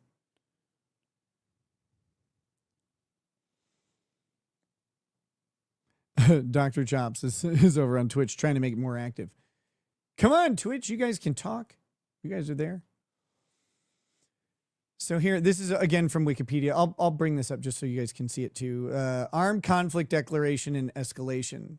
So we have Trump formally notified Congress on the 1st of October that the U.S. was in a non-international armed conflict with unlawful combatants. Regarding unlawful combatants are not foreign enemy combatants. Unlawful combatants are something different. Regarding drug cartels in the Caribbean, specifically referencing the 15 September strike, the Miami Herald wrote that in an armed conflict, a country can lawfully kill enemy fighters, even when they pose no threat. Initially positioned as a mission to stop narcotics traffic to the U.S., by mid-October, Venezuelan opposition figures and independent analysts confirmed a shift in U.S. objectives towards regime change. They confirmed a shift. Oh, okay, cool. With Trump acknowledging the possibility of strikes within Venezuelan territory. On 16th October, Admiral Alvin Halsey, the commander of the United States Southern Command, announced that he would retire at the end of the year, less than a year into what was normally a 3-year placement, with anonymous sources reporting tension between Halsey and the Trump administration. Who fucking cares? Again, tension between a general and the commanding officer with the general that has the ability to resign is not a problem. That's an okay thing. Hegeseth, 13th of November, Hegeseth announced the unveiling of Operation Southern Spear, led by Joint Task Force Southern Spear, and using a fleet with robotics and autonomous systems to target Latin American drug trafficking. Okay. Again, so experts have questioned the legality of the strikes under U.S. and international law. The U.S. Coast Guard or other law enforcement agencies had been responsible for U.S. drug interdiction efforts for decades prior to the strikes, and suspects were prosecuted as a criminal matter. But according to CNN, the DOJ argued before the strikes began that the president is legally allowed to authorize lethal strikes against 24 cartels and criminal organizations in self-defense because the groups pose an imminent threat to Americans.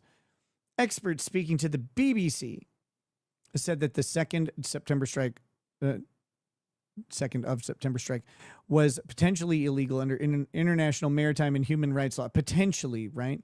Though the U.S. is not a signatory to the United Nations Convention on the Laws of the Sea, previous U.S. policy had been to act in a manner consistent with its provisions. Countries are not supposed to interfere with ships in international waters except in cases such as hot pursuit out of a country's territorial waters. But we're not party to it. Just because we had a prior policy that says we act in accordance with it doesn't make us party to it or subject to its law. This is crazy. Destiny is a stripper's name, thus stripper levels of intelligence. Hey, I know strippers who are way smarter than Destiny. Come on now. Don't be mean to those girls. Orders because the person ruled. At which level? At which level of court is that? I don't remember what exactly. It wasn't the Supreme Court. It wasn't. No, it wasn't the Supreme Court. And that's my point. Is that these cases go back and forth. Now, if, you have to put this in a practical sense because. Wait, hold on. I'm so sorry. Hold on. I'm sorry. Wait, hold on. Just real quick. Well, because he just misquoted something. Because maybe he doesn't know the difference. I don't know if he knows what a preliminary injunction is or a TRO is. But you don't need the Supreme Court to rule on something to stay or to order a preliminary injunction or a TRO. So I don't know why you just said why you're pretending that something needs to go all the way up to the Supreme Court before a lawful.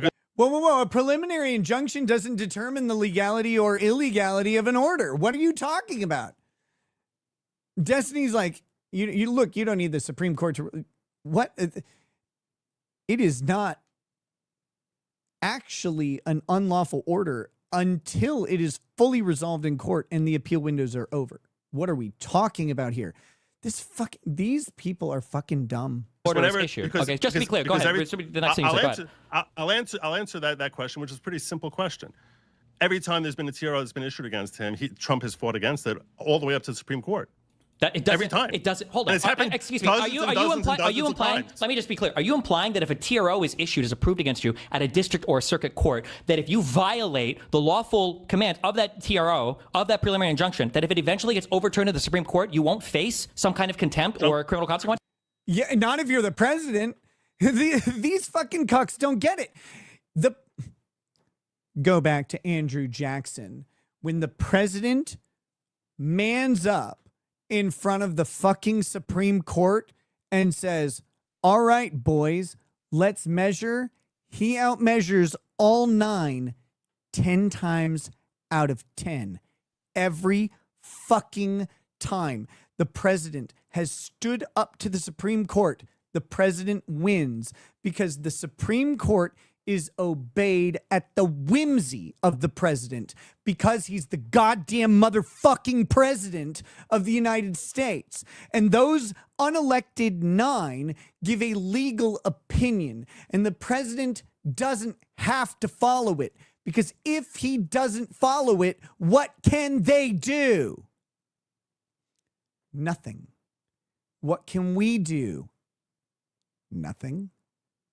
Only person who can do something is Congress, who can file papers of impeachment and he can be tried in the Senate. That's it. If the president's defiance of the Supreme Court is so egregious, only then will he be impeached, tried, and convicted and removed. That is the process by which a president loses to the Supreme Court, and only that. And it only happens by Congress executing its plenary authority to impeach and try the president. It can't happen from the court, and it can't happen from us. The court has to sit and watch other people do it. There's no way around it. The president wins every fucking time. Only reason they follow orders of the court is because it's politically expedient to do so, and it's less likely that they'll be impeached if they do. It's entirely at the president's discretion. There's no separation of powers police that'll say, okay, president, you didn't listen to the court, you got to go. That doesn't exist. Only by impeachment, period. The Common Nerd has rated over on Rumble. Thank you, The Common Nerd, and your viewers.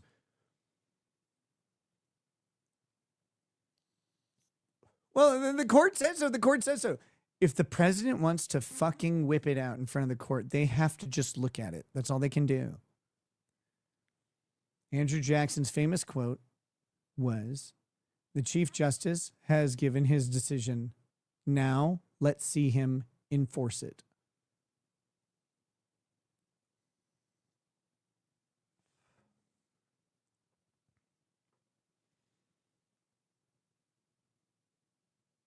This is crazy. How are you going to punish the president for acting in a way that he believes to be correct and then ends up not being correct? The only way to do it is impeachment.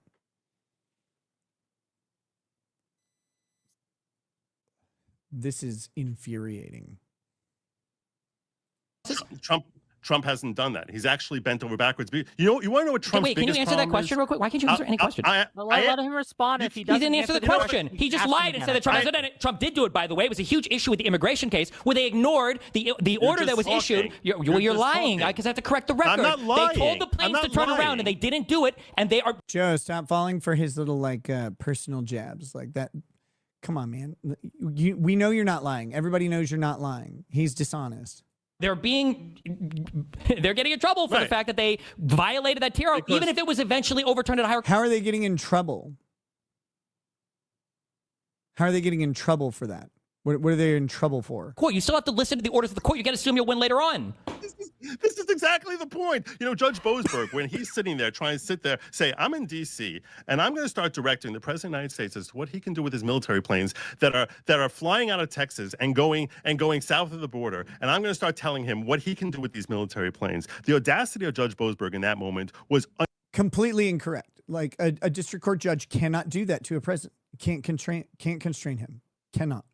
Unconscionable. The audacity of a federal judge in the federal 100%. Jurisdiction to make orders related 100%. To the rights of American citizens? What the f are you talking about? I'm sorry, hold on. Do we need the Gulf of America judges to make the rulings on this? Look, who would be the one to make the ruling? I understand. Destiny's asking for the tribunal to tell Daddy's wrong, but the tribunal can't tell Daddy's wrong because Dad created the tribunal. This is crazy. Like, he doesn't fucking get it. It's like, oh, there's a court. There's a court. Who cares? At the end of the day, who fucking cares? What are they going to do? Ground the planes. Oh, that worked. That worked when they were sending that one Venezuelan guy to El Salvador, right? The judge's like, well, I ordered it. I ordered it. Yeah, I don't fucking care. That's what they're talking about here, of course. I don't care that you ordered it. We already flew the guy out. He's gone. He's not coming back. He's in El Salvador, very cushy. Wonderful accommodations, very beautiful. Freshly poured concrete, walls, floor, ceiling. Little bit of space for a door, a very quaint door. There are littler people over there. They're not as tall. We don't need the tallest doors, but they are decorative wrought iron. What the fuck are we talking about? Trump completely manned up on the judge who tried to stop him from shipping that guy out. Oh, and Trump was found to be correct on that, wasn't he? Then you haven't spent 10 seconds in law school, so you don't understand what jurisdiction means. Oh, but yeah, he has explain no to me jurisdiction. Jurisdiction. Jurisdiction. You're right. Hold on. Wait. He has no jurisdiction. Well, first of all, he's jurisdiction. Yeah, judges can make order. Like, judges can determine that they have jurisdiction and make an order and be wrong. Like, that happens. That happens a lot. No. Yeah, explain jurisdiction. Who would have jurisdiction over that? Because of lack of venue, he doesn't have jurisdiction. So then I was right. You need a courthouse that's floating in the Gulf of America that has proper venue and jurisdiction to hear the case? Is that what you need? No. Who has jurisdiction to hear that case?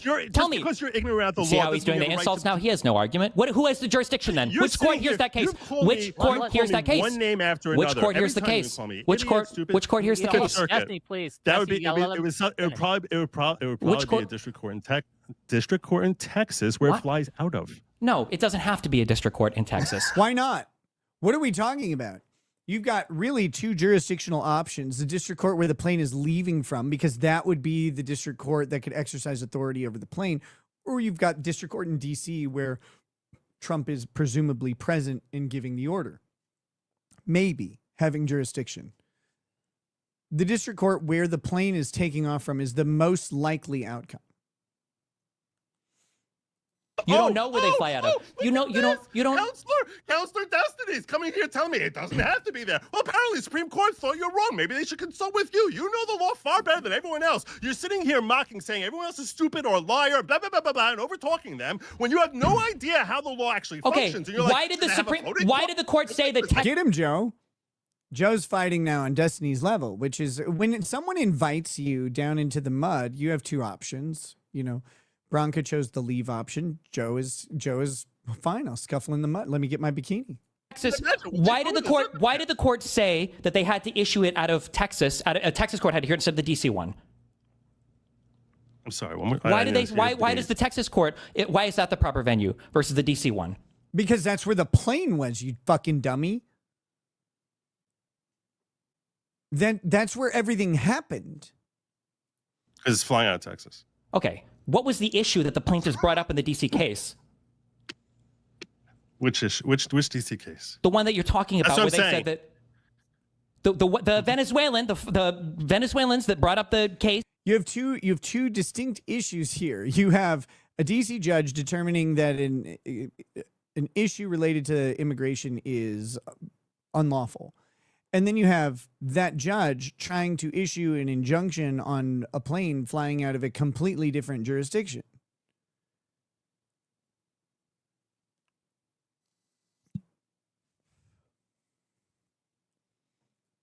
Eventually it was in front of it was in front of Boasberg in the DC circuit, and eventually it was ruled against, so they had to bring it up in Texas instead, right? What was the issue? And Boasberg got overruled. Yeah, what were the plaintiffs' issues with that? Because he didn't have jurisdiction. What were the plaintiffs?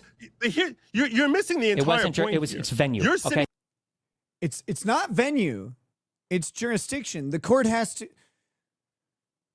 Venue is about convenience. Venue is where's the evidence and where's the thing. Destiny is flat fucking wrong here. Jurisdiction is about power and authority. I have jurisdiction. I can exercise my will over the things in my jurisdiction. Venue is where the discussion takes place. Venue is cosmetic. Venue is about convenience. Venue does not matter.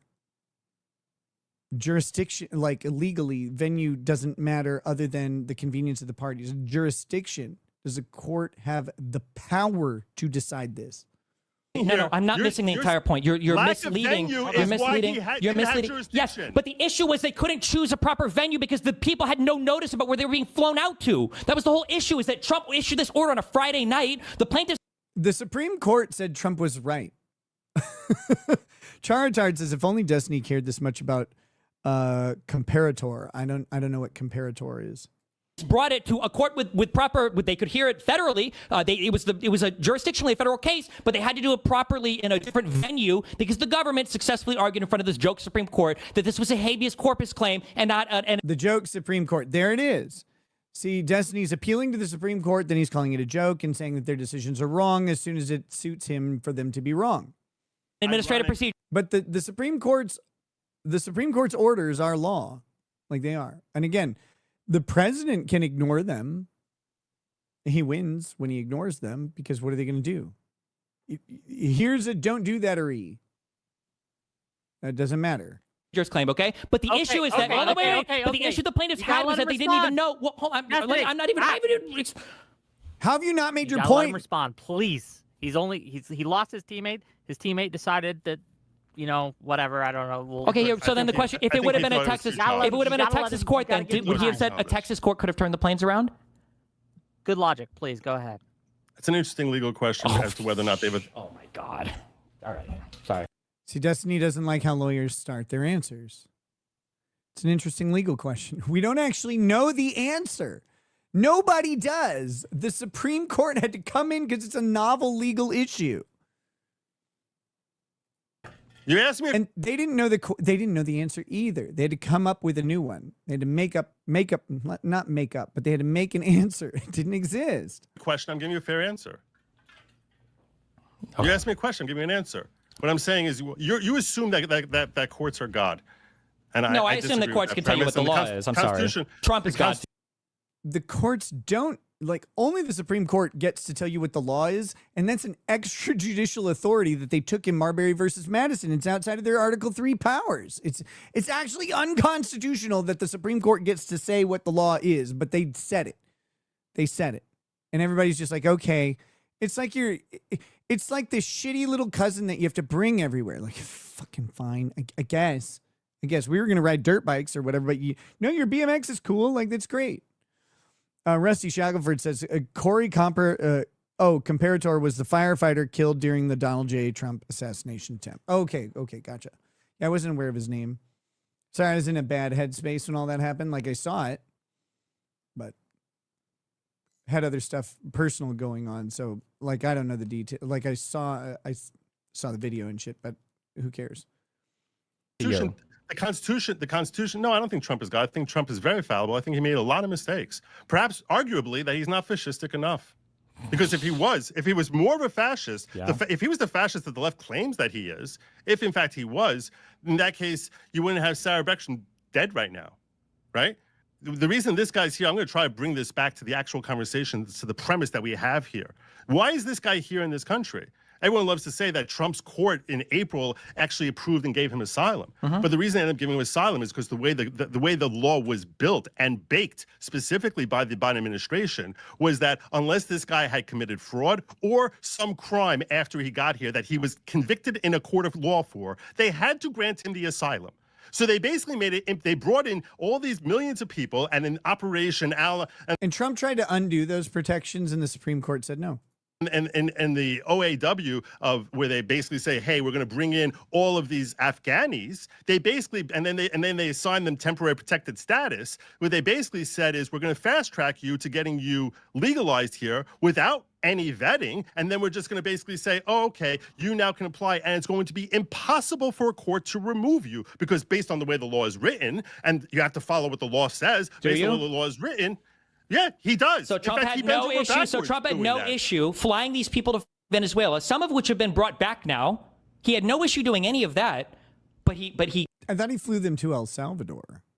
He had to. He was forced to grant asylum to this guy. First. Yes, yes. Again, do these people think that like every single issue that comes up in immigration laws comes across the president's desk? No, it's taken care of by the Department of Homeland Security through either Immigration and Customs Enforcement or Customs and Border Protection. Either CBP or ICE do it under Homeland Security. It's delegated out. Like the president doesn't have time to make all of these individual decisions. It would be impossible.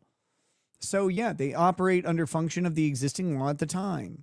So asylum granting isn't done by a president. It's done by the executive branch, but not by a president himself. It's done under review of an ICE agent. And then it goes to, there's some cabinet member or council member, I can't remember exactly who does the asylum granting, but it's up the chain in Homeland Security. But they follow a set of laws and requirements. Those laws and requirements were changed by Joe Biden. This is irrelevant, though. None of this matters to the original question. This is crazy.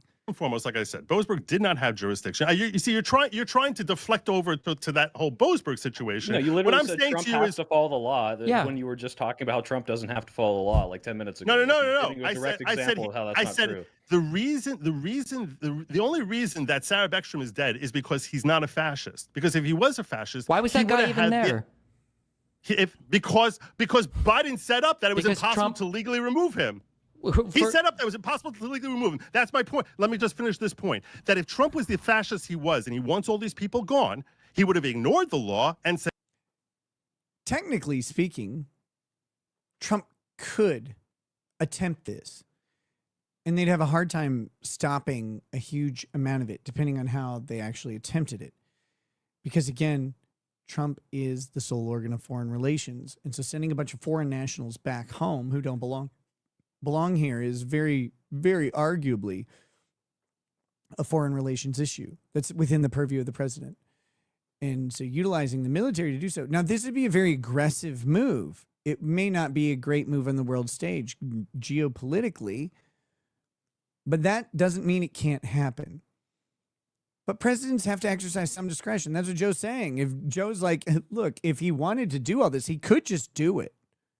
You're not going to stop all of the planes. You're not going to stop all these people being arrested and shipped out. You're not going to do it because the president presumptively has the authority to do so.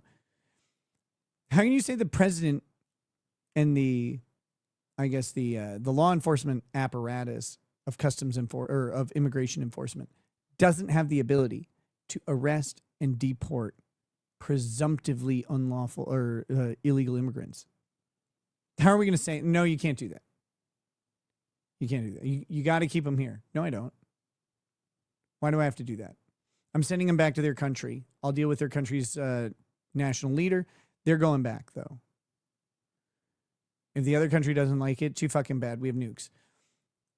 That's not the wisest thing to do, but it is something the president can do. And then unwinding that is hard. Hey, I don't care what the law says. I'm deporting them. But he hasn't been doing that. He literally did that when he invoked the Alien Enemies Act. He did, but my point is, every single time, instead, what would a fascist do? A fascist would basically take his military and have them do what he wants. Instead, he tries to work within the confines of the law. Now, you don't like the way he tries to work within the confines of the law. Trump using the military is... You gotta let him finish. Well, he Please. keeps Oh my God. off like 6 different points. They're all contradictory. Like, can we not jump in and tell him when he's... This soy pill guy is literally fucking brain dead. Hold on. Stop. But you're... I'll give you uninterrupted time as soon as he's done. My God, you guys are making me... Okay, sorry. You're like a little notepad. Making me side with the guy I disagree with is what he was going to say, but he didn't say it. Everything. So I can see all his different points and remember which ones are the dumb ones I have to respond to. Get out a fucking notepad, you pussy. This... I love it. They were trying to have a debate. You know how you have an actual debate? And credit to Andrew Wilson. I don't know if he's actually writing notes, but he gets out a piece of paper and he looks at the person and he listens and he writes things down and then he addresses them because that's how you have a debate. Soy Pill's like, I can't fucking remember everything he said. That's on you, bro. You don't want to bring a piece of paper and a pen, type it up on your little keyboard, tattoo it on your dick, whatever you need to do to remember what you need to address. That's your fault. That's not the other person's fault. Awig says he actually writes notes. Yeah, I believe it. I just haven't seen his notes. I don't know, but my assumption is that he listens and he writes it down, right? Like that's what I said. I don't write shit down. I don't do that. When I argued in court, I don't really do it right now, but when I argued in court, I sit and I listen to their argument and I write it down and I write down what to address. Like obviously, this is silly. This is how a proper debate is done. You're sitting here, yeah, I can't remember what you said. That's your fault. Why weren't you listening? Write it down. All right. You see, all you have is trying to disparage me without actually refuting a single thing I say, which I take that as a compliment. Now, to be clear, we've refuted tons of things, right? You haven't given a single example of anybody conducting himself the way that Trump has, correct? You conceded that point entirely. That what? That nobody has ordered their DOJ around like Donald Trump has. Nobody's done that. You can't give a single example of that. It's unprecedented. No, what Trump does is what he does is with transparency. He does it publicly. No, Shit, it's a conversation. Wait, is my thing lagging? Did somebody just ask if Trump was transparent or public? I didn't hear that. So I don't know who you're talking to right now. I said, is there any example of anybody ordering their DOJ around like Trump does? And you just said you mumbled. Yes! All of them! Something about transparent. I don't know what you're talking about. Do you have any examples of... Actually, Destiny, if you would have been listening, paying attention, instead of sucking your own dick in your mind the whole time, or if you would have written it down, Joe was responding to Branca, or alluding to Branca, specifically saying that that this is done out in the open and that you don't know what is done with other presidents because the conversations between the president and his cabinet are private and they're privileged. They're actually literally privileged. So we don't know who he talks to the attorney general and says, I want you to investigate this person. That's within his power to do so, but that's a privileged conversation between a lawyer and a client, but also a cabinet member and the president. Joe is referring to that earlier, but you can't remember because you weren't listening. I was. That. Because I don't know what conversations are happening. Why can't you just say no? Why can't you say no? There are no examples. Trump is acting in an unprecedented. But he's not. He's not acting in an unprecedented way. This is crazy. Can you think of any president who's ordered his DOJ around? Abraham Lincoln jailed the journalists in violation of the Constitution during during the Civil War. He ordered his Department of Justice to arrest journalists who are critical of the Union Army or the Union actions in the Civil War, anywhere that was Union territory. There's one. It was much more egregious than Trump.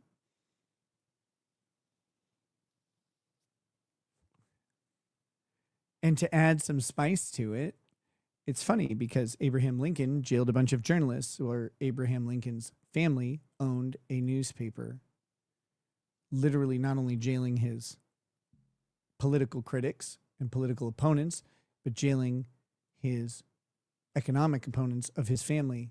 And I mean like his close family. But every president has done this.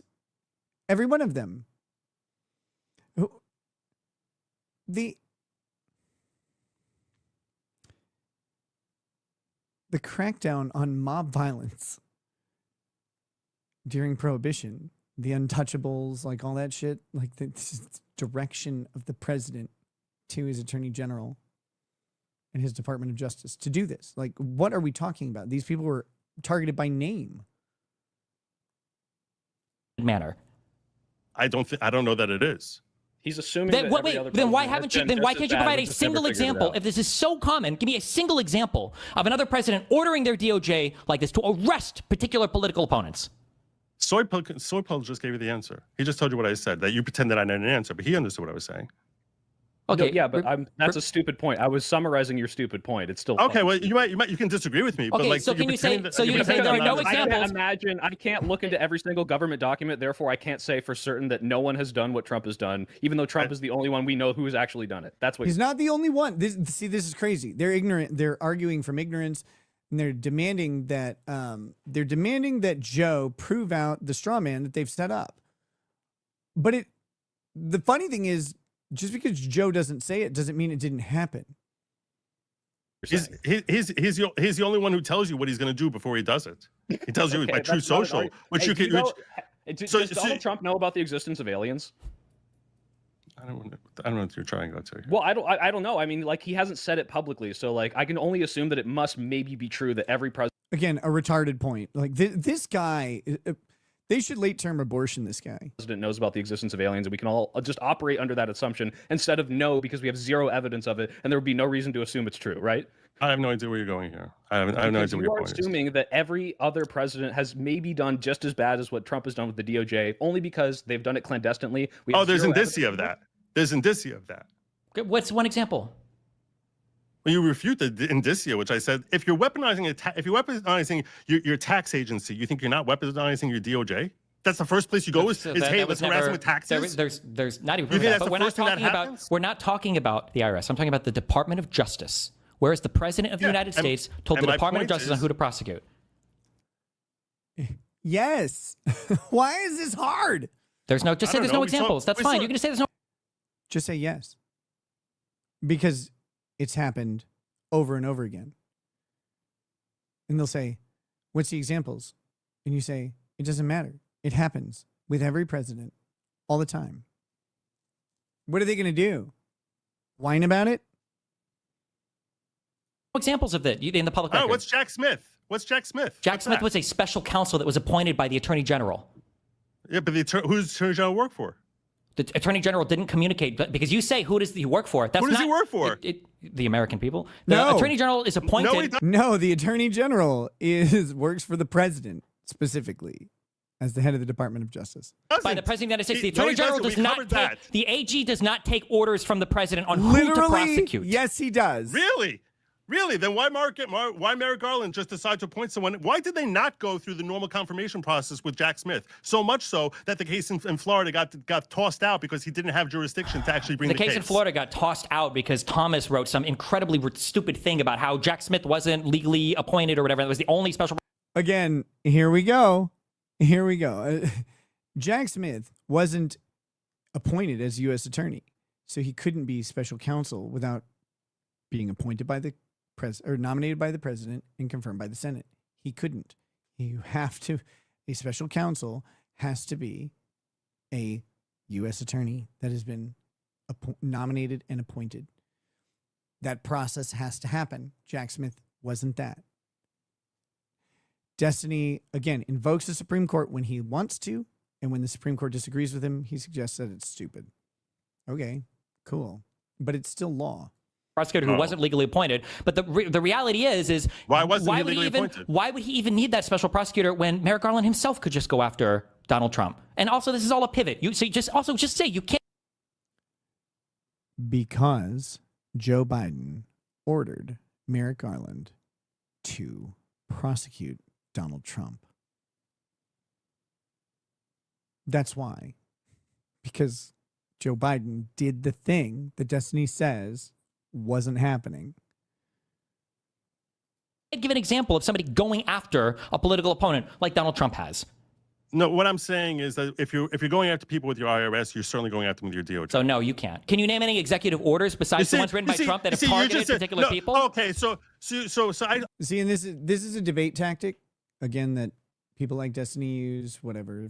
If we're talking about the structure of debate here, this is a debate tactic where you set up a question to demand specific evidence that would be hard to provide. Even if Barnes were on here, Barnes would rattle off a whole bunch of instances, right? But that's because he's Barnes. Other people aren't ready to answer this question that you've got secretly in your pocket. Ha. I will demand them to provide evidence of the thing that I'm claiming is important. That doesn't make it important to the debate. It doesn't. Remember, this debate is about whether or not Trump is culpable for the attempted, the killing of one National Guardsman, the attempted killing so far of another by an Afghan national that Joe Biden let in, that Trump tried to remove the protections for, that the Supreme Court overturned him on. I'll explain to the law, and I say, can you refute the law? And then when you try refuting, I'll say, so no, you can't. You see, that's not. You're trying to win an argument rather than make a point. The point I'm making is that there are no presidents in U.S. history that have given direct instructions to their attorney generals to go after political opponents, even if. Let's check this on Google. Has any president in U.S. history? Let's just see what it says. Directed their attorney general to prosecute a specific person.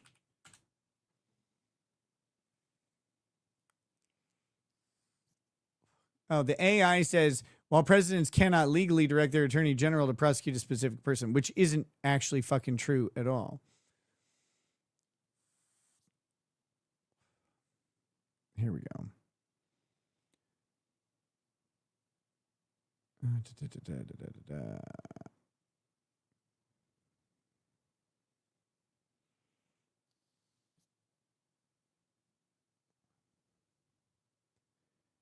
Let's see. We're just getting shit about this. So here we go.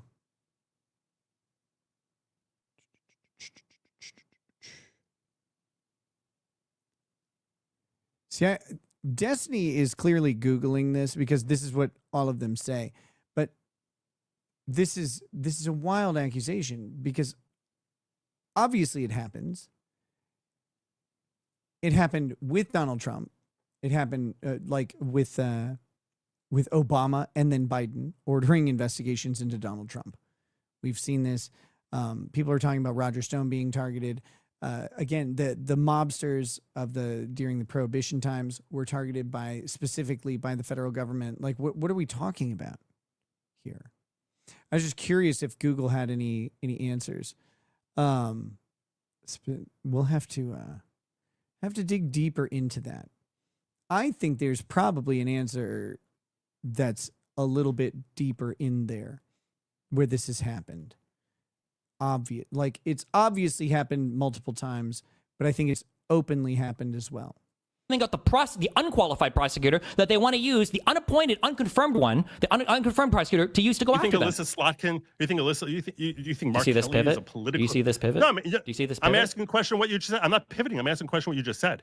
What you just said. Donald Trump's Truth Social, where he says that Pam Bondi needs to go after 3 people. He names what was it? They're his political opponents. Yes, they're a threat to him. Are they a threat to him? No, they made him mad. Spicy Sophism says FDR notably pressed for both prosecution and death penalty for Nazi saboteurs dropped off by submarine, even the ones who turned in the others. Actually, there's a crazy case associated with that. Because treason has no blood attachment, right? Treason has to be individually witnessed, and it has to be witnessed by 2 people. Overt acts of treason to be convicted of treason. And there was a guy whose son was one of the German spies who was dropped off by submarine.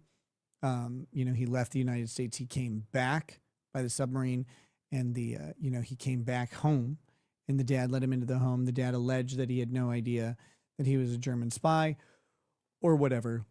U.S. discovers him, convicts the son or whatever, and then goes after the father. And there were not 2 witnesses to his knowledge of the son's treason. There was only one, and he was still convicted. It went to the Supreme Court, and they said, we don't fucking care. So, that's it. That wild case. Because he's a narcissist.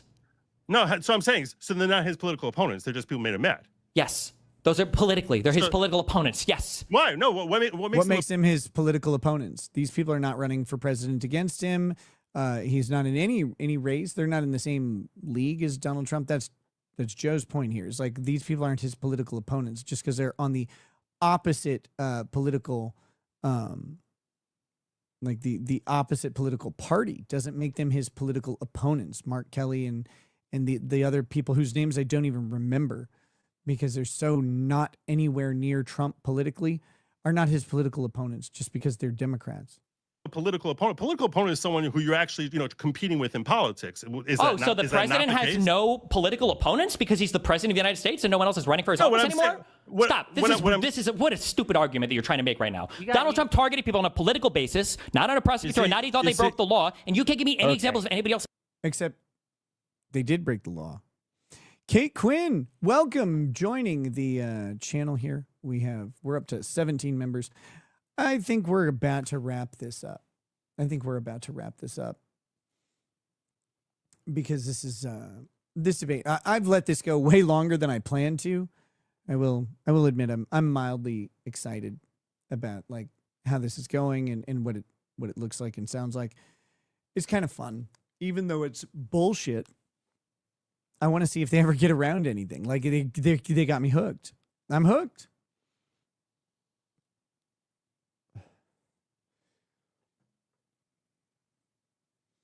But this is, we've got an hour of this left. An hour of this fucking bickering from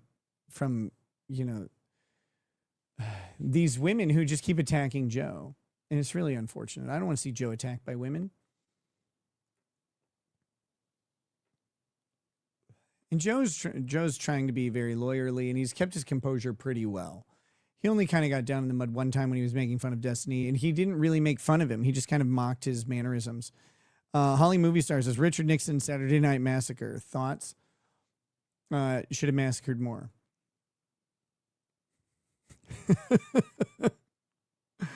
Should have massacred more.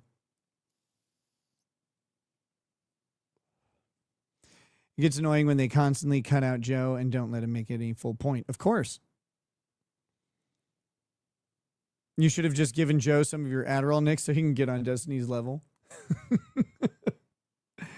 I don't want to see Joe on Adderall. That'd be crazy. Plus, it's mine. It's all mine.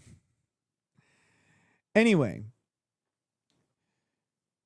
I had a couple other topics. I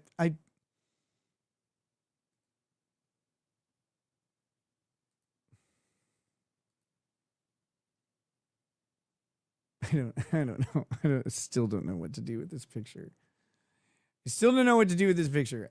Again, people are like saying I'm attacking Andrew Wilson, which I'm not. He chooses to go out in public looking like this. This is his choice.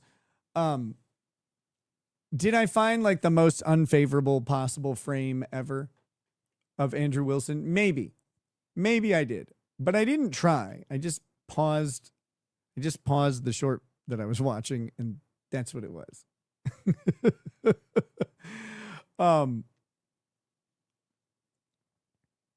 I'm hoping to talk to Andrew Wilson at some point in the near future. People are like, debate him. I'm like, I don't know what I'd debate him on. Like, if there is a debatable topic, sure, like, I guess. I don't care. I'll debate him. I don't know why. During the whole, getting tired. During the whole fiasco with the sniz liquor, maybe we should just debate the validity of licking sniz. Because I am pro I'm pro sniz licking, and he seems to be against it, which I don't really understand, but that's okay. But during that whole fiasco where he's arguing with the lesbian, she goes after his wife, and then like the only thing I criticized about him, was one, like she was appealing to his hypocrisy, which I said was a logical fallacy, and I thought he handled that poorly. By going like kind of for the jugular on personal attacks. And I think that took away from the rest of the debate. People told me like it's a 6-hour debate and he's kicking her ass the whole time. I mean, whether or not that's true, I don't know. That I'll accept it as true for the argument. If that's the case, well, people are only going to talk about the 5-minute segment where you scream that she's a dyke, a sniz licker, and a ditch licker, all of which are funny. All of which are very, very funny, and I like it. But like it overshadowed the entire debate, and it became this whole subject. I thought that was like just a little slip up, and that's okay. That doesn't invalidate his stuff. I'm just saying like that overshadowed your message. I did not attack his relationship with his wife or anything like that. I don't care if people perceive it as a hypocrisy. Like I don't care that it's hypocritical or not. Like it doesn't bother me. I don't really agree with him necessarily on the points about all this stuff that make it a hypocrisy in the first place. So I don't care about that. And I want to be very clear. Like I don't, his relationship with his wife is his, like that's up to them. I don't, whatever. And I didn't like mock or make fun of that. That wasn't my thing. My thing was like, you kind of screwed up in the realm of argument here because you overshadowed your arguments with this bad moment in the debate. And we did laugh at the pickle jar thing because I think it's really fucking funny that he's like, you don't get to vote because you need a man to open a pickle jar. And they didn't get a pickle jar, to be fair. They got an olive jar and she couldn't open it. And he's like, see? And then she's like, you open it. And then he couldn't. And that's when I noticed his arms are small like mine. Well, down at the bottom, he's kind of got like his arms are very candy corn shaped. But that's not defined muscle. That's candy corn, man. That's big. And he's got a very, very unmasculine slouch going on. I think he really should sit up straight and be manly. But you know, what do you do? Maybe it's a chair. I'm not there. I haven't sat there. I don't know. But he looks very slouchy, and I think that's sad. But that being said, I don't know what I would debate him on. Like his points don't offend me. And I may disagree, but it's not like I disagree to the point where I'm like, I need to correct you. You're wrong. Like, it's like, well, these are like your opinions, man, or whatever. I would rather with Andrew Wilson have a good discussion where he could like sell me on the idea of his ideology. I'm down. Like, I'm good with that. I think that would be educational. I'd like to learn more about it and where he comes from and like his past and what brought him to this. I think that'd be great. I don't have any reason to be hostile towards him. But if you want, like, if you wanted to debate, I do a debate too. We just have to pick a topic. Destiny. I mean, I would like to at some point interview Destiny about like who he is and why he's the way he is. That I think that'd be interesting. But also, like, I'd be happy to debate Destiny too, because Destiny called me out for debate.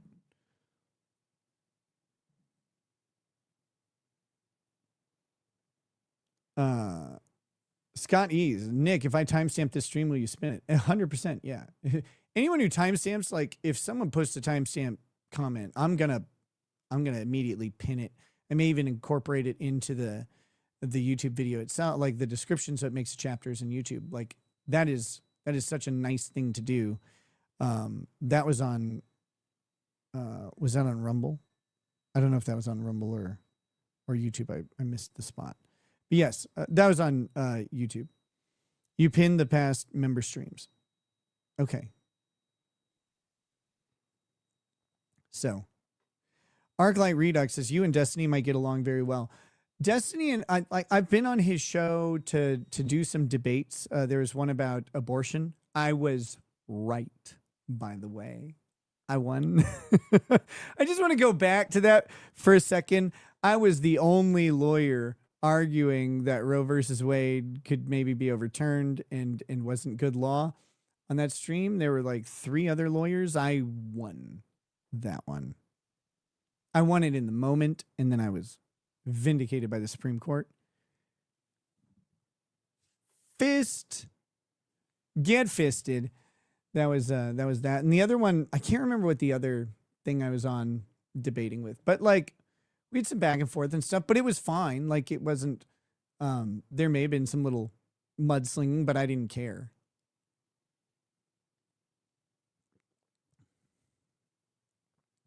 But anyway, so I would, both Andrew and Destiny threw down gauntlets and said, hey, Destiny said like open to talk about this anytime. Okay, cool. I told him I'd DM him. Andrew had originally said like, because someone asked if I had streams like reviewing Andrew's content. And I said, no, because I don't. I only have, the one stream where we talked about him on the whatever podcast, but I haven't reviewed any of his content. He's like, his reply was a little hostile, which was kind of funny. It's like, if you do at least have the courage to have me on, I'm tired of you gutless fucks. He deleted that one. It didn't bother me. I thought that was hilarious. And I retweeted it and was like, Lamau. Fucking Lamau is what I said. But like, happy to do so. But, so I'm going to DM both these guys, Mr. Destiny and Mr. Wilson. And we'll see if they want to come on and have a debate or a discussion. I'm good for either one. Destiny doesn't understand the Department of Justice and its role in regards to the president. The idea that here's the thing: a president telling his attorney general that he wants someone investigated and prosecuted is fine, because the attorney general and the Department of Justice and the United States attorney that would do the investigation and the and the potential prosecution is still bound by the rules of prosecution. Like, even if a president says, look, I like this guy, I love him, he's wonderful, but we got to get him. We got to get him. Little problematic, a little bit eccentric. We got to prosecute him. They still have to follow all of the rules and constraints of the justice system. The president can't, like, when they say the president can't order the prosecution of someone, they can't order an indictment to occur. They can say that someone should be indicted. They can order the DOJ to investigate that person. They can do that. That's okay. Ordering an investigation is okay. It's not necessarily politically the best idea, but it's legal. Indicting them is a different story, right? Indictments have legal requirements, typically a grand jury for a felony crime at the federal level. The grand jury decides if the indictment's going to happen. But the president can request the investigation, of course. And like Branca and Joe tried to say, the discussions between the president and the attorney general are privileged. They're private. They're not public. And so we wouldn't necessarily know if they've done it, but of course they do it. Of course they do this all the time. But there is an interesting question as to whether or not the president can do this under the military, right? The Uniform Code of Military Justice as commander-in-chief. If he can order the prosecution of someone under that, that might be different. That's different from the attorney general. The attorney general may investigate these people and determine that there's no civilian crime committed and that it's better handled by a military tribunal and, a recommendation for a court-martial. Who knows? Who knows? But we'll find out.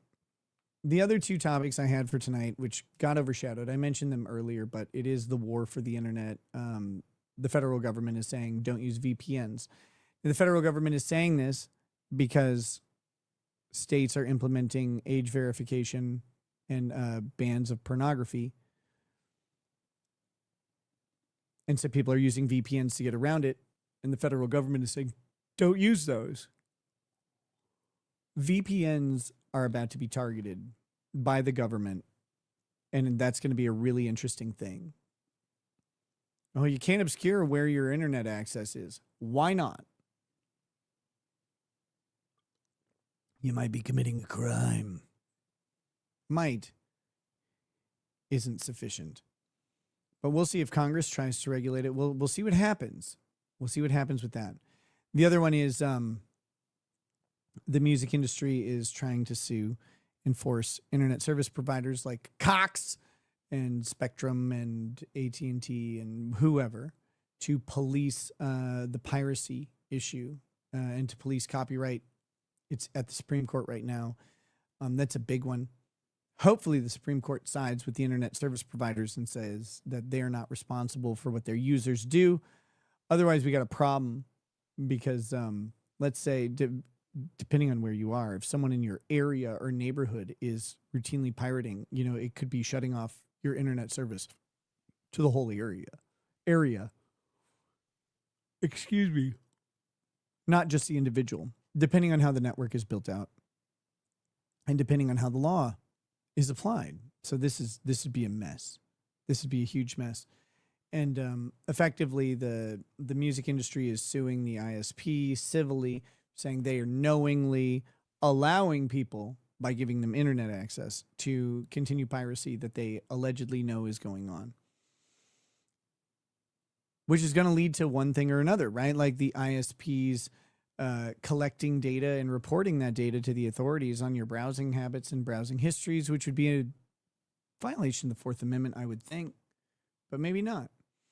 So anyways, these may come up in future streams. The debate was just too much to put down. But with that, it's 3:11 in the morning. I'm tired. I streamed really late yesterday. If you're not a member of the channel, you may want to consider signing up because we do fun stuff for members. We grab our members. We bring our members to streams. We do all sorts of stuff with members that's really appropriate and inappropriate, and it's a lot of fun. So consider that, or consider joining on Locals, which has access to all the content as well. Until then, I'm going to bid you all adieu. Hopefully we'll get a stream together tomorrow. That's the goal. I'll, just follow on Locals for free, or follow on Twitter, or just watch for the notifications that may or may not go out on the platforms that you prefer. But I'll be, making the announcements on Locals and Twitter as I always do when we have a stream coming up. And I'll see you then. Until that time, have a good night. Peace. Peace.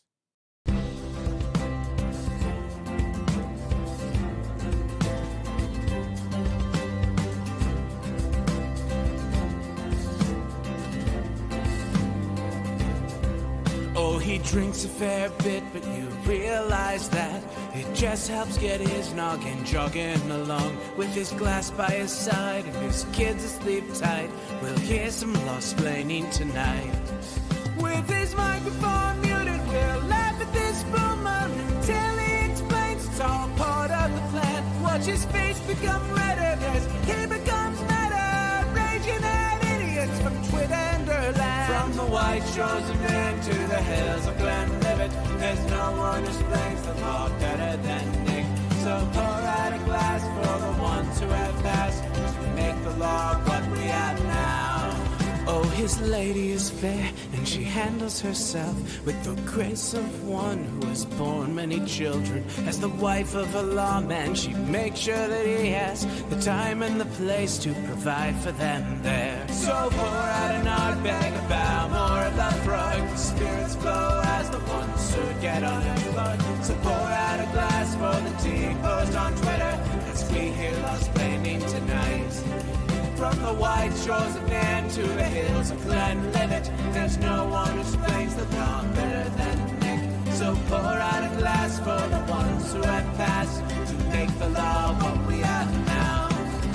Oh, the guests are all plentiful, from Dundee to Drexel. They bring their perspective and spice to the mix. But the reason we're here and the one that we cheer is the one who is showcasing us his career.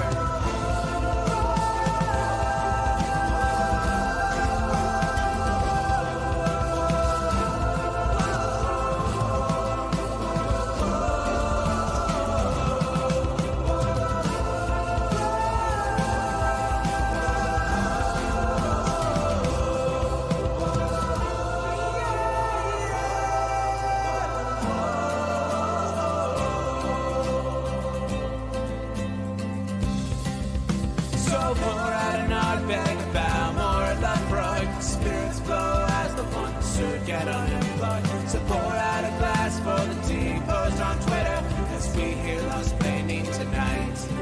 From the white shores of Nairn to the hills of Glenlivet, there's no one who explains the poem better than Nick. So pour out a glass for the ones who have passed,